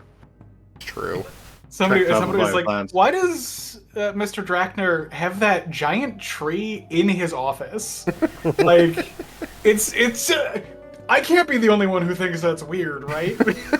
And so that's how that trend starts, of him doing it for style, but it's actually an emergency escape and entrance door. That's Jevel's door. It's the Jebel door. It's Yeah. whatever lets him hang out and talk to Jebel without anybody knowing about it. But yeah, he does create the trend of the Arboretum. And I think that there's like a Sacred Grove spell or something like that in the list somewhere, and I imagine he's going to use that and set up his own little grove somewhere. And that'll be like his sanctuary. The And home you away from imagine home. that'll be away from 10,000 Stormbrief. year existence. Hey, at least he doesn't have an itty-bitty living space. Alright. Yeah. So you come into your own as a druid and you begin taking care of the land and the sea, the land. And anyone who needs help. And Rolls reincarnating on the Vendar bond. whenever he blows himself up. Yeah. Checking in like every 5 minutes just to make sure he's still there. There's a glass case at the office that says "break in case of explosion" on Mr. Drakner, and breaking it just causes a sending spell to occur that just sends to Jebel. It happened again. It's even better. He puts a glyph of warding in Vindar's lab. It just goes off when he dies. The sending just says, Jebel, get in here, I need you. It's like one This of is those. going to be great. This is one of those. It's like one of those Minecraft's Ender Eye stasis chambers. Like Ender Pearl. Perfect. It's just hold my beer. Jebel in the middle of the ocean. Not again. Dealing with a Leviathan. Yes. Excuse me, Leviathan. Let me just go take care of something real quick. I'm explaining to the randomly. Leviathan the issues of overfishing. I think he's starting to get it. No. He's like, so all of the fishermen are the problem. And I was just like, well, I mean, you're not where are you going? Fixing the problem. Laramendus. Well, for Laramendus, Laramendus moves to Volinar to be with Nalia. Very quickly joins the Mages Guild. Yep. Because now he's done enough that the guild would probably, join us or die. And he is not keen on that last option. No. The two of them, I think, spend a decent amount of their research time invested in Residuum, its production and its use. So I think Reproducing. when Cyrus... Residual. Yeah. Reproducing it, producing it, spending it, reproducing it. That's when you disenchant it and then use it again. Reproducing the Residuum. Yeah, there you go. So I think when Cyrus pops in to assist them in that, it is a very welcome thing.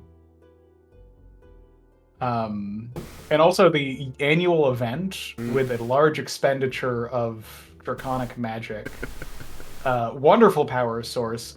I think by like the second one, there's a prototype that's developed and probably at least relatively common in the surrounding areas of Volinar.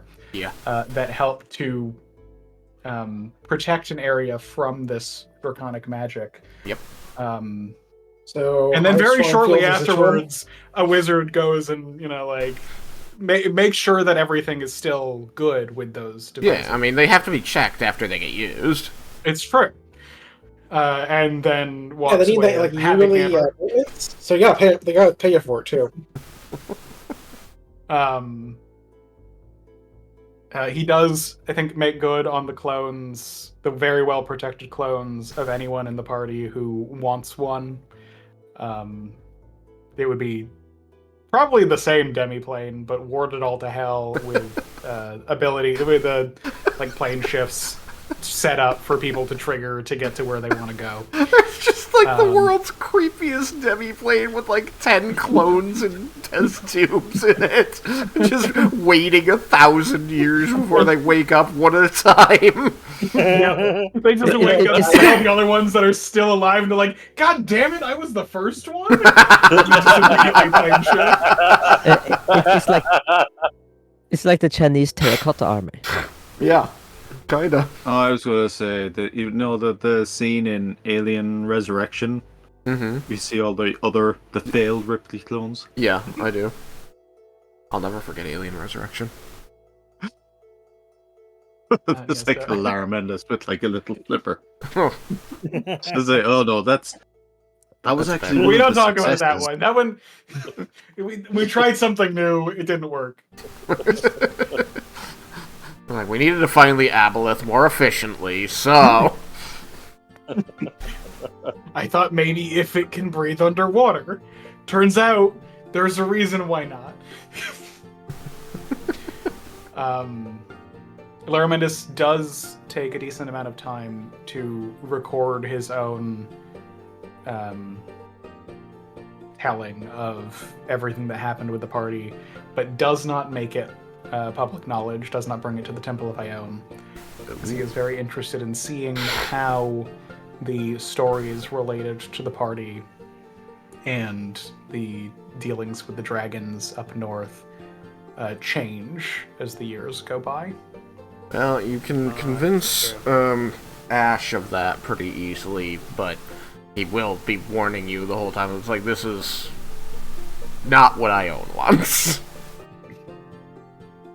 I think he's fine. He's fine with that. He's not going to make you do anything, but you are going to have this reminder as long as he's around. Yeah. I think Laramendus's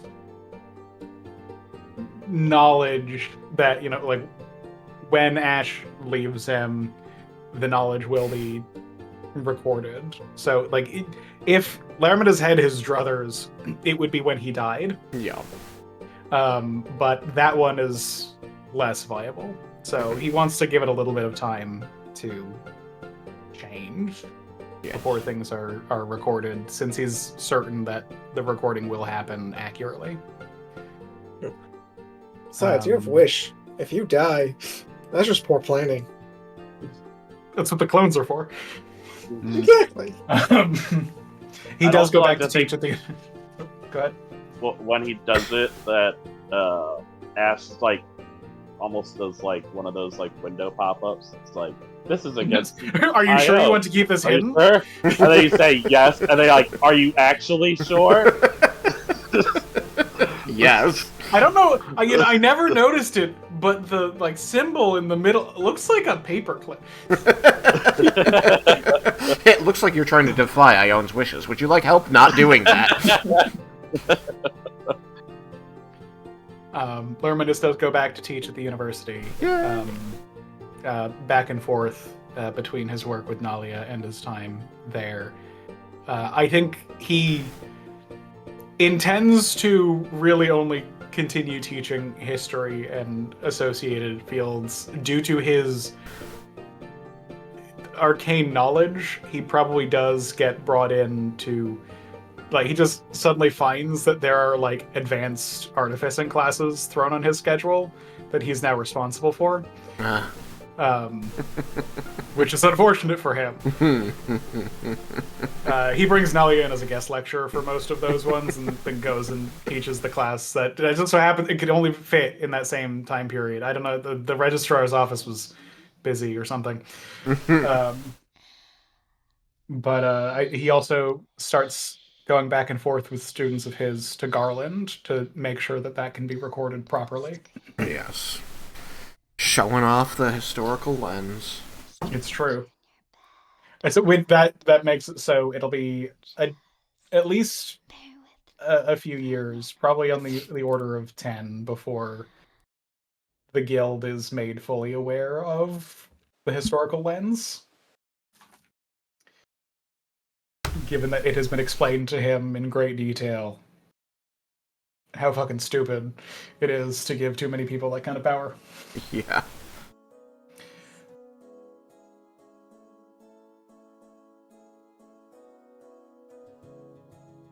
Alright, I'm gonna skip down to Yukikaze so that he's not last, and then I will do Raiken and then Leah, because they're a dynamic duo, and that seems like a fun one to end on. Yukikaze... Can I just say... I forgot about this part, the whole idea. Jebel is going to has a more holistic approach to his druidism. Yeah. So when he's solving problems, he is also going to spend time to teach people how to not have those problems anymore. Yeah. Not just going in, solving them, and leaving. Yeah. So that they become problems you're again later. Overfishing? No. I'm not just going to make more fish. I'm going to teach you how to, not overfish. Mm-hmm. Yeah, that sounds like a good one. That sounds like a druid. They usually, but it's one of the reasons that there are not a lot of druids, and they usually pick a spot. Like, they are making sure this area stays balanced by continuously educating and continuously monitoring. So you're kind of getting into that, it sounds like. So you're going to be more nomadic. Jebel is very, very wise. Sounds good. Alright, Yuki. Alright. Mine is also going to have a bit of Yuki's inner thoughts on things. Whatever you feel is good to share. Oh, for you, Tristan, I'm just pretty much going to read what I sent you along with the little additives to it. Okay. So, Yuki believe he has failed. Things were achieved, but a lot was compromised. Yuki will end up traveling back home to see how, the tribes are doing with the recovery from the attack from Shisharan. And he will end up greeting any friends and family that have survived it, and just help everyone get back on their feet.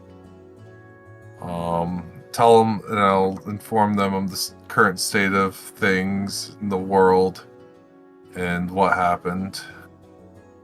And then after that, Yukikaze is going to embark on a journey. I'm gonna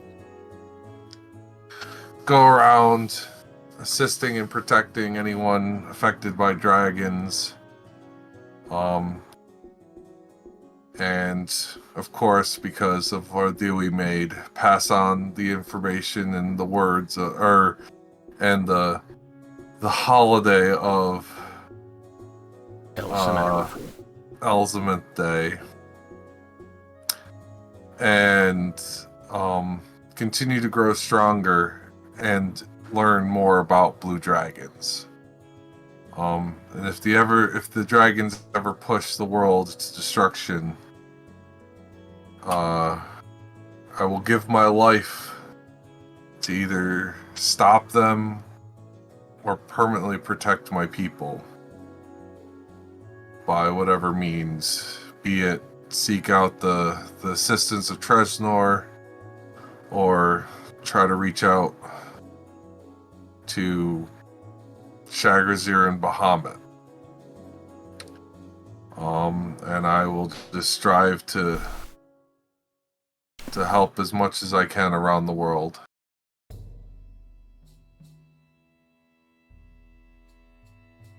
That's what Yukikaze does from here. Sounds sad, but good. Does Yuki intend to spend any time or effort trying to revive some of the people who were lost? I've contemplated much on that. Yeah. A lot of people's lives were lost also. Yeah. And the callback, so many. I was going to pray to the Raven Queen and hopefully be able to commune with my father and see if everything is fine if they stay. Oh, alright then. And also, if they do choose to stay, then I will give them a proper send off. And I want to see if just that. Okay. And would Yuki plan to make any pilgrimages to visit his swords in the care of Ronarel? No, because I want to kill him and take him back, so that's going to be a negative. I might rather than accidentally. He has gotten good at killing dragons, so like he could do it. Rather than I could say He could bring some dynamite. probably like on my travels becoming stronger, I might have whittled 2 little swords out of wood and have their names carved into it, and have them like an accessory on my bag. That probably will more than likely happen. So they're like keychain kind of size little swords that look like the real A deals? little bigger. They'll be like little kind of cool decorative swords that'll hang off my bag. Okay. They won't be. I want to say they'll probably be a foot long. Okay. I remember. Can't make them puny. They were not puny swords. It was Sume Mario and Kibamaru. Yeah, I remember. Kimimaru and Super Mario. Kibamaru. Are you gonna go back to visit him? No, he just said he's not because he would end up getting in a fight with Ronarel. And he doesn't want to do that. I somehow missed that. I'll pay closer attention. Well, I can tell you right now, if he gives me an excuse to take care of him, it's gonna happen. Give me a reason. Sulfaris comes by just every now and then, like, please don't kill Ronarel.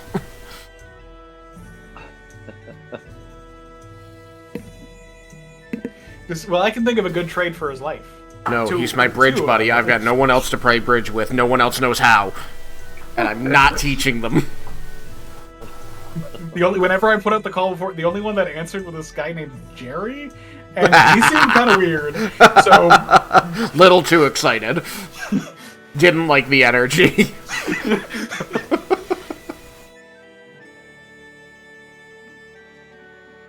Anyway. I think he kept trying to get us like canasta instead, and I don't know what that is. And I've heard he cheats at Dragon Chess. Very reliable source. With a Alright. reliable source, Jerry. No. Alright, sounds good, Yuki. I mean, again, I'm sorry he feels that way, but every adventurer has their path.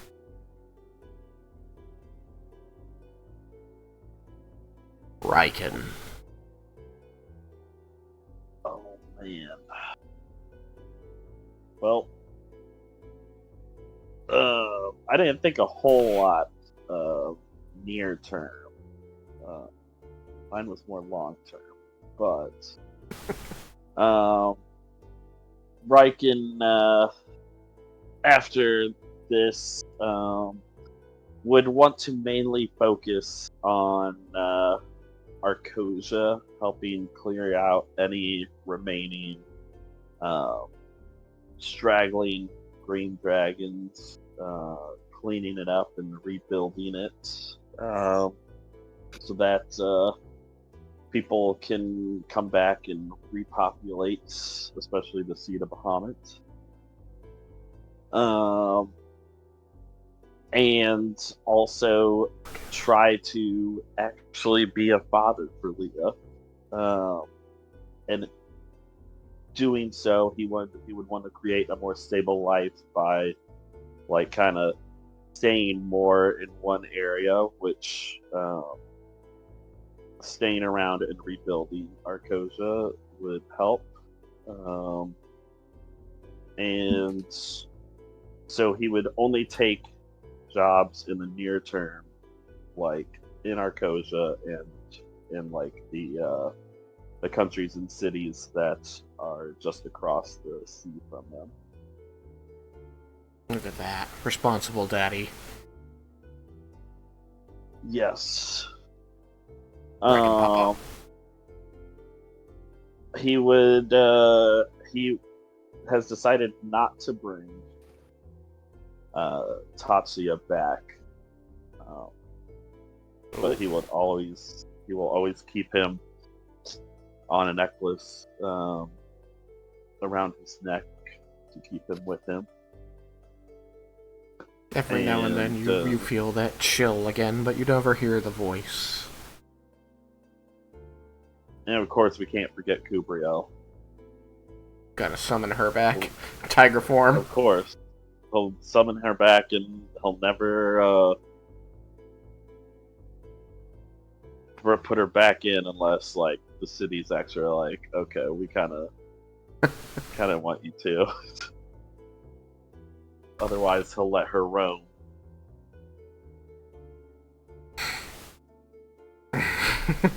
I love her in tiger form. She's so funny.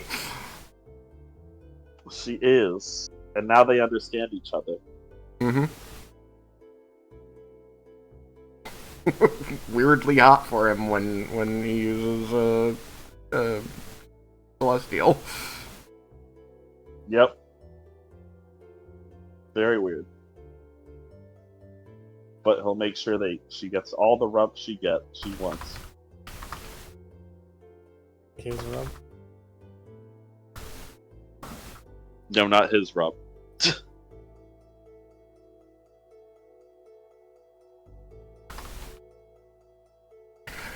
Sounds good. Raiken, champion of Cord. Yes. And of course, like, he would make sure that there's a Cord temple on Arcosia, and that would be like his main temple. Yeah, and like above the door, it's like Temple of Cord, the day is mine. Exactly. People just go in there like, yeah, Cord's catchphrase is the day is mine. It becomes a prayer. Yeah. Like that's how they honor Cord every day. You just hear people exchange, instead of like peace be with you, they're like the day is mine, the day is mine, the day is yours. No, the day is mine. Yeah, it's a god of competition. Of course, each person says the day is theirs. That's how you start fights. You just hear people greeting each other that way around town. The day is mine. So when we stay in Amaranto, I need this to be a thing. Make this stick. Alright. That sounds wonderful. Yeah, you must remember that if the next campaign takes place in Lacoste. No, yeah, Amaranta. Somebody, yeah. You eventually just meet this an anarcho-vision who's traveling wherever the story takes place, and they agree with, oh, the day is mine. Leah. Yeah. Send us off into the sunset. You said short term, but I also have some long term stuff that I sent you. Yeah, I mean, if it's like, I want to know what their plans are. I wanted to start with short term, but there's nothing, like, as long as you're okay with the other party people hearing it, say whatever you think helps you develop her outro. Okay. Yeah, so, since Raiken wants to, like, rebuild Akosha and keep her close, then obviously she will stay with him. He will have some difficulty. She's a teenager after all, even though she doesn't always act it. But she will help rebuilding Akosha, and at the same time building her spy network in secrecy. So she will eventually have very much knowledge about what's going on around the world. what's happening with the different leaders and stuff like that. If conflict happens, she will know. Yeah. And while Raiken is away, she's also going to like study a lot about the world, about the realms and magic. Maybe she'll hop into Laramendes at his academy a few times. And she'd also try to rebuild Paulina's home and make that into like a permanent residence for her to like give out advice and magic and stuff like that. For the long term, though, when she grows up, because she eventually will grow up, by elven tradition, she changes her name to a longer name, being Liana Lumas instead of just Leah. And she'll start traveling around Amarantha in a purple caravan, dressed in jewelries and all, like basically becoming a soothsayer with actual magic instead of just pretend magic. Yeah. She has some pretend magic too. She do tarot and stuff like that. Hey, don't tell that to all the people I know that like tarot.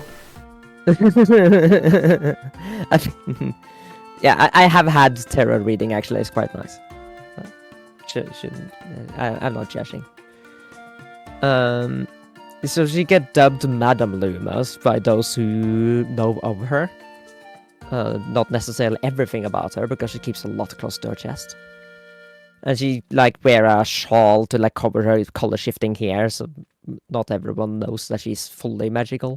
And to not freak people out. So she sets up a tent in different cities where she offers fortunes and medical herbs, as well as some magic treatments if needed. While also like paying attention if there might be in trouble for like what's going on with Zephyr or the Blue Hands, if she had not by that time defeated them, considering that she has help on that part from other party members. It's true. You have help. Zephyr is an elusive bastard, and he does seem to be growing his force, so it's possible that you'll have defeated him. It's also possible he'll still be eluding you. Yeah, I expect that he'll probably still be around by the time she grows up. She's gonna be looking for him for a long time. But yeah, also when it comes to payments and such, I also brought on that.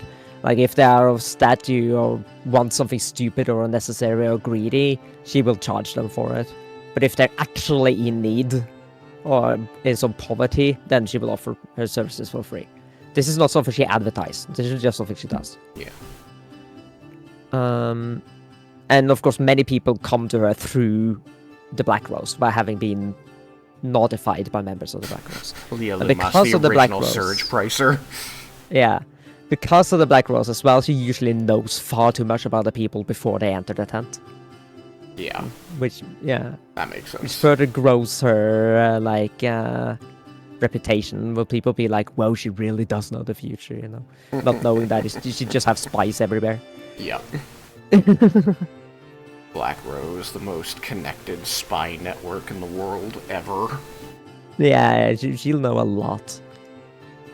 So yeah, she will basically like protect people in need and make sure that the nations doesn't go at each other, like seeding her network here and there to like tilt people in power into specific situations. She's using her power for good, not for evil. Hopefully.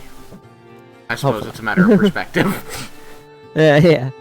Oh, she also spreads the word about Centaramel. She does that already while working with Arkosha. Yeah, I imagine as time goes on, he begins gathering more warlocks, but you're always his favorite. Yeah. But Arkosha remains her home base. That's where she always comes back there and spends time there. So she's not permanently out and about. Yeah, gotta visit Dad as he gets old and forgetful.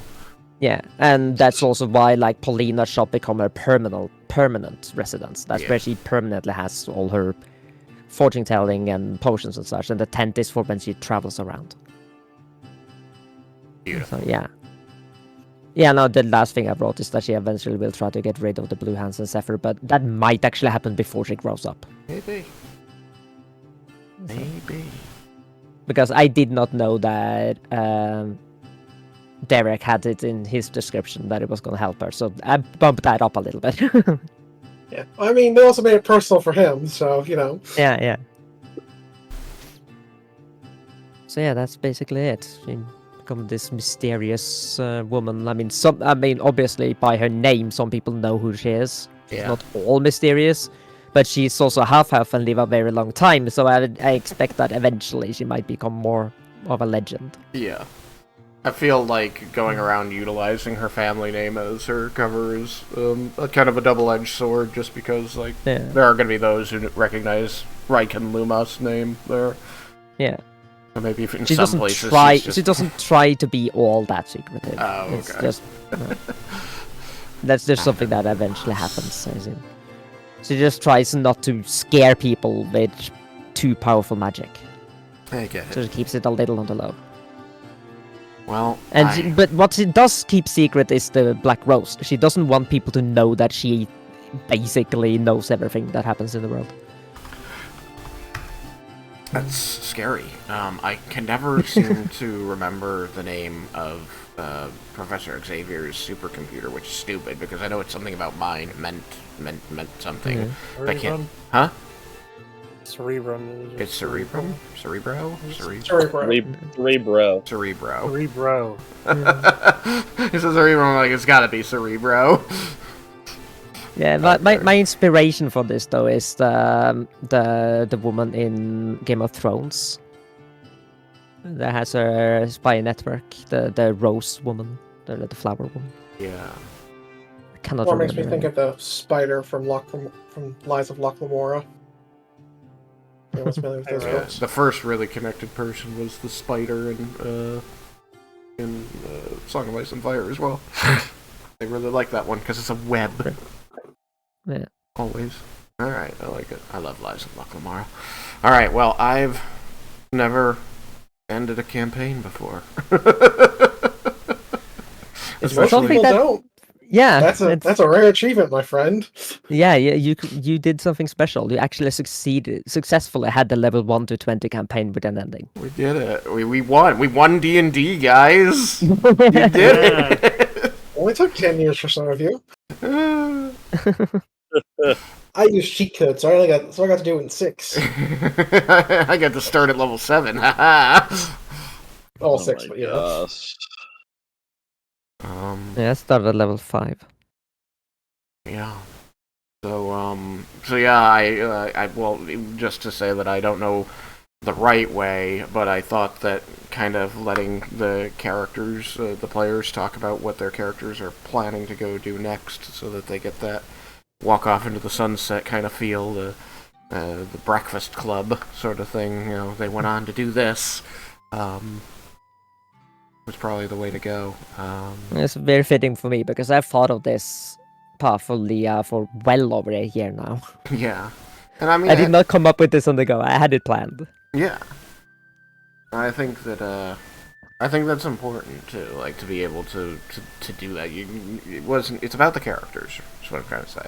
You went and you beat the dragon, but like that was just the mission, right? Like that was the story, but the characters are what's important. We want to know why they did it, what they do next. So I'm really happy we got to have a little bit of insight into their feelings, whether positive or negative, what their goals are, and how they are, affected by each other. And we know that this party will always have each other, thanks to the influence of Avandra. Since you are permanently marked, you can always telepathically communicate and indicate to those who aren't actively using the bond that their presence is requested on the bond through the mark. So, there will always be a way to get in touch as long as you haven't exploded already. So, Be sure to warn Jebel before you blow up. Hey Jebel, what's up? I just wanted to let you know I'm about to do something innovative, and I might need your help. Yes. If you don't hear from me in the next 5 minutes, then please come to my office. So, I just think that's,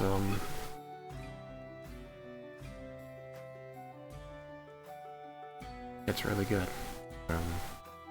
Yeah, At 1 to 20, we had a plot with pretty good linearity, but still a lot of twists and turns throughout. And You were both Dungeons and Dragons. There were both Dungeons and Dragons, and let me tell you, have I been in some games that had neither. But Boy, were some of those dungeons a doozy. Boy, were some of those. I mean, I wasn't. Yeah. I really designed some dungeons because I wanted to not have to do it a lot. and, yeah, well, especially after you found out that we explore the whole entire dungeon. You didn't do that with the first one. Had to lull you into a false sense of security. Success. He's like, I can just wing it, and then it's like, You blew straight through the first one, just went beelined it to the boss somehow. I'm like, well, I better plan for them doing that. Make it look a little bit scary to go straight to the boss, so that maybe they'll go look at a couple other things first. Little did I know you were going to assume I had a load-bearing boss and explore every room. Good thing I had a load-bearing boss. I didn't have a load-bearing boss. I had a load-bearing treasure.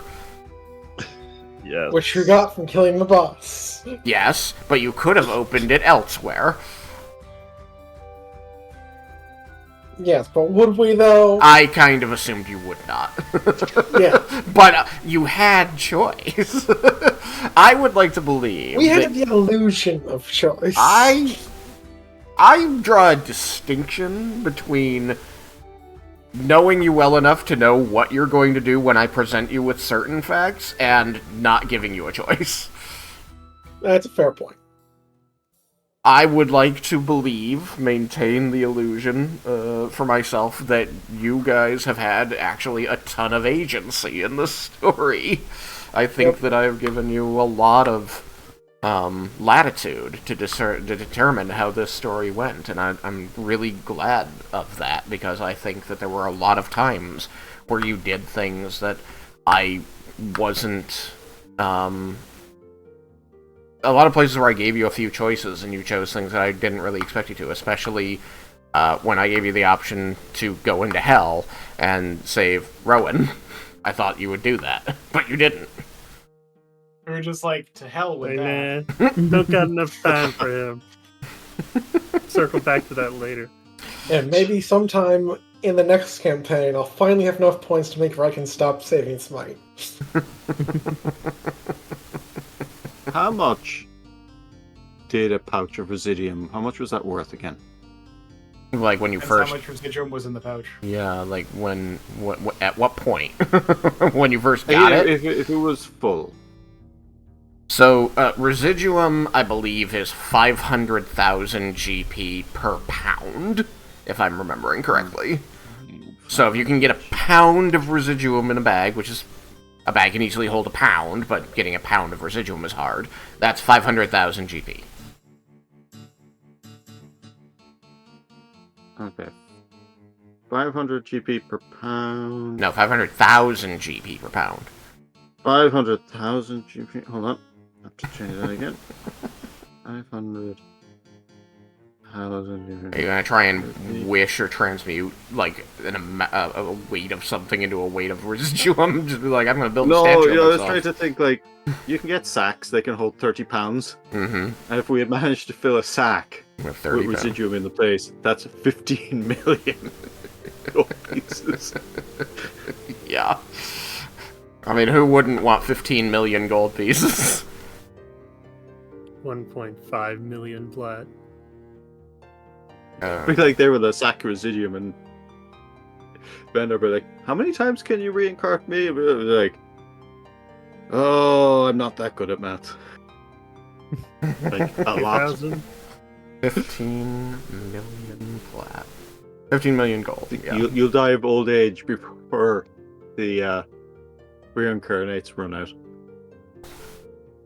Anyway, so, yeah. Which is why I've allowed us to go this far over, though I know people usually go to bed, but I did want to, be able to tell everybody's, outros, get the denouement you deserve. you guys have made these last nearly 10 years so worth everything, you know? Like, Tuesday it will continue to be, I'm sure, but has been my favorite day of the week. I always look forward to time to get together and present you with stupid challenges and watch what stupid solutions you come up with. I'm gonna miss these characters, but I'm really glad we got to tell their stories. Yeah. And who knows, if our next campaign's in Amaranta, maybe there'll be a cameo. Yeah, I will be willing to come back to reprise Leah for a cameo. You know Vendor will be there. We'll see how it works out. So yeah, I think we're still gonna be getting to. I want us to keep getting together Tuesdays, even if it's not for the full 3 hours and it's not for streaming. While we kind of get things laid out for the next campaign, I don't want people to like get used to not having stuff going on Tuesday. It's just a nice hangout night. But even if we're only here for like half an hour, you know, whatever, to talk some things out. The next steps are to figure out what the next game's going to be, and then start doing characters and backgrounds and things like that. And I think that we can do that. I think it'll be good if we do that a little bit together, especially just to keep Tuesdays blocked out for us. Sounds good. Y'all have dibs on my Tuesdays, anyways. Yeah. So yeah. El Cement Day becomes official, and the party is responsible for saving, like, everybody from a potential reign of dragons, or even just Tiamat. Oddly enough, Ultimate Day always falls on a Tuesday.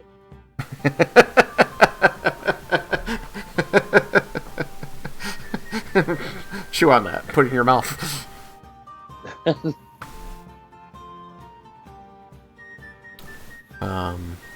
Yeah. So, sorry. Ultimately, I want to say thank you, all of you, all 7 of you, for being here with me, for all of this, and helping to make this story as amazing, funny, sad, memorable as it's been. It has been probably the greatest honor in my life. I mean that without hyperbole. And thank you for holding it. Yes. Thank you for bearing with us all these years. You don't It has wanna- been a very good time. You don't want to save your thank you for later, Raiken? Nah, I got plenty of this. I would like to put one thing out there about this campaign that other players weren't aware of, but the DM was. So I did have a backup plan in case we failed. You know that Laramidas clone we made before we left? He was sitting on a wish spell to put us back in time for a couple months to give ourselves another shot at this if things went sideways. So that would have been fun. It would have been a time Interesting loop. ramifications. Yeah, it would Let have us been weird. back to the start of the campaign. Old Yeah, plan. a couple months to be like, all right, we got another 5 years ahead of us, guys. Let's start. I We go straight to Tatsuya and kill his ass now before he wakes up any of the dragons. think originally my plan was to put it back when we were talking with like Mr. Johnson, because that was a pretty big turning point. But I think the wording I used in the end was just to put it back to like the last 7 days before the fight. Now I think about it. I think I love that just because, you know, the Mr. Johnson scene was still before we started streaming. Yeah. Oh yeah, because that was before we left for the Before you, yeah, it was when you Raiken. first got to Tuca, and he was trying to convince you to help him with something, and you said, nah, fuck that, and you went out into the desert. And little did you know, he was trying to get you to steal the scale that was being kept there. The one that Lynn did steal. You know, I should have stolen it, just not, give it to anyone. Well, yeah, that would have been the benefit. Like, that dragon wouldn't... I saw it as going one of two ways. Either you do it, and you get the scale, you figure out what it is, and you don't send it off because now you've prevented the rising of one of the dragons, Shisharan, or you blow it off because the dude's creepy and sketchy, and somebody else does the job, and Shisharan rises. I didn't know which one you'd do. I figured the equal odds on both, honestly, just because, like, I presented it like a shadow run. Like, here's a mission, here's an easy objective for you to go do. So I thought, there's equal odds the players will actually just take the hook and go do it. And for once, we were like, nope. Yeah. He was apparently too eager to pay you for your work, so you thought he was sketch and you left. Look, we don't get paid for the work. Like, it's real weird if somebody's like, I like what you do. Here's money to do this thing. It's like, what's your goal? It's like, the thing I want you to do for me. I figured that this was clear with this interaction. I'm just like, I have a task and money. I would like a completed task and less money. I'm also really kind of sad that you didn't go do that. Well, A, because it meant you had to fight one more dragon. You had to fight Shisharan, and a lot of things happened because Shisharan rose, like the Dragonborn tribes getting fucking decimated, and then Tuka getting half melted. Like, those could have been avoided. But the thing that was really sad was there was an NPC character that I had written for that mission that you would have come across, a self-appointed lawman named Stetson East, named because he works in the East and wears a Stetson. Of course. Excellent. Yeah, perfect NPC, right? This is fucking Christopher Crimson playing all over again. It is. It's even worse because it's a reference that only Sam and I get.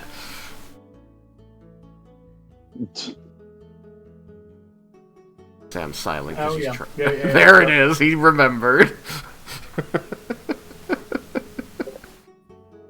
There was a building at our university that was called Stetson East.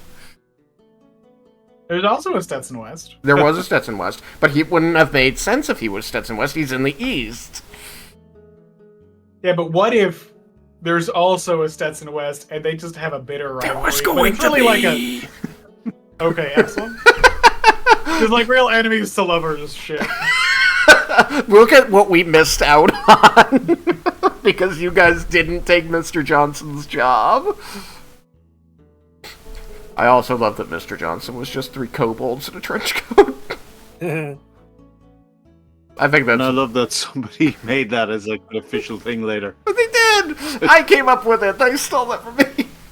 I don't know. Somebody I'm sure came up with it before me. Who cares? Doesn't matter. 3 any small race in a trench coat. Anyway. What if we took that job? Would I have not gotten the armor of cord then? Would time have ran out? It's possible. We'll never know. You got the armor of cord, and you had to fight Shisharan. Shisharan got to fight. Or did we her head get blown to fight? off. Yeah. So- I was gonna say fight. I think I blew her head off right away. She survived your dynamite, actually. She did. She only lost half her face. She lost half her Herself lost face. his whole head. I drew a picture of it. It was gruesome. I saw that picture. I did. Because I also did a little silhouette sketch of Raiken donning his angelic form. Yep. Anyway. Anyway.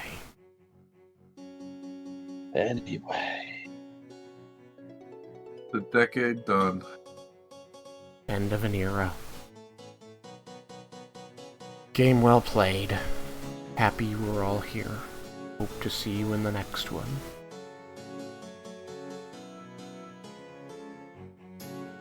Now it's time to go to bed and dream of kicking Raiken's ass. I mean, Yeah. It's after 4 o'clock for me. Yeah. Alright, well, thank you to all of you and to anyone else who joined us for Everybody Loves Raiken. Bye, stream. Bye, stream. Goodbye. Bye-bye. Bye.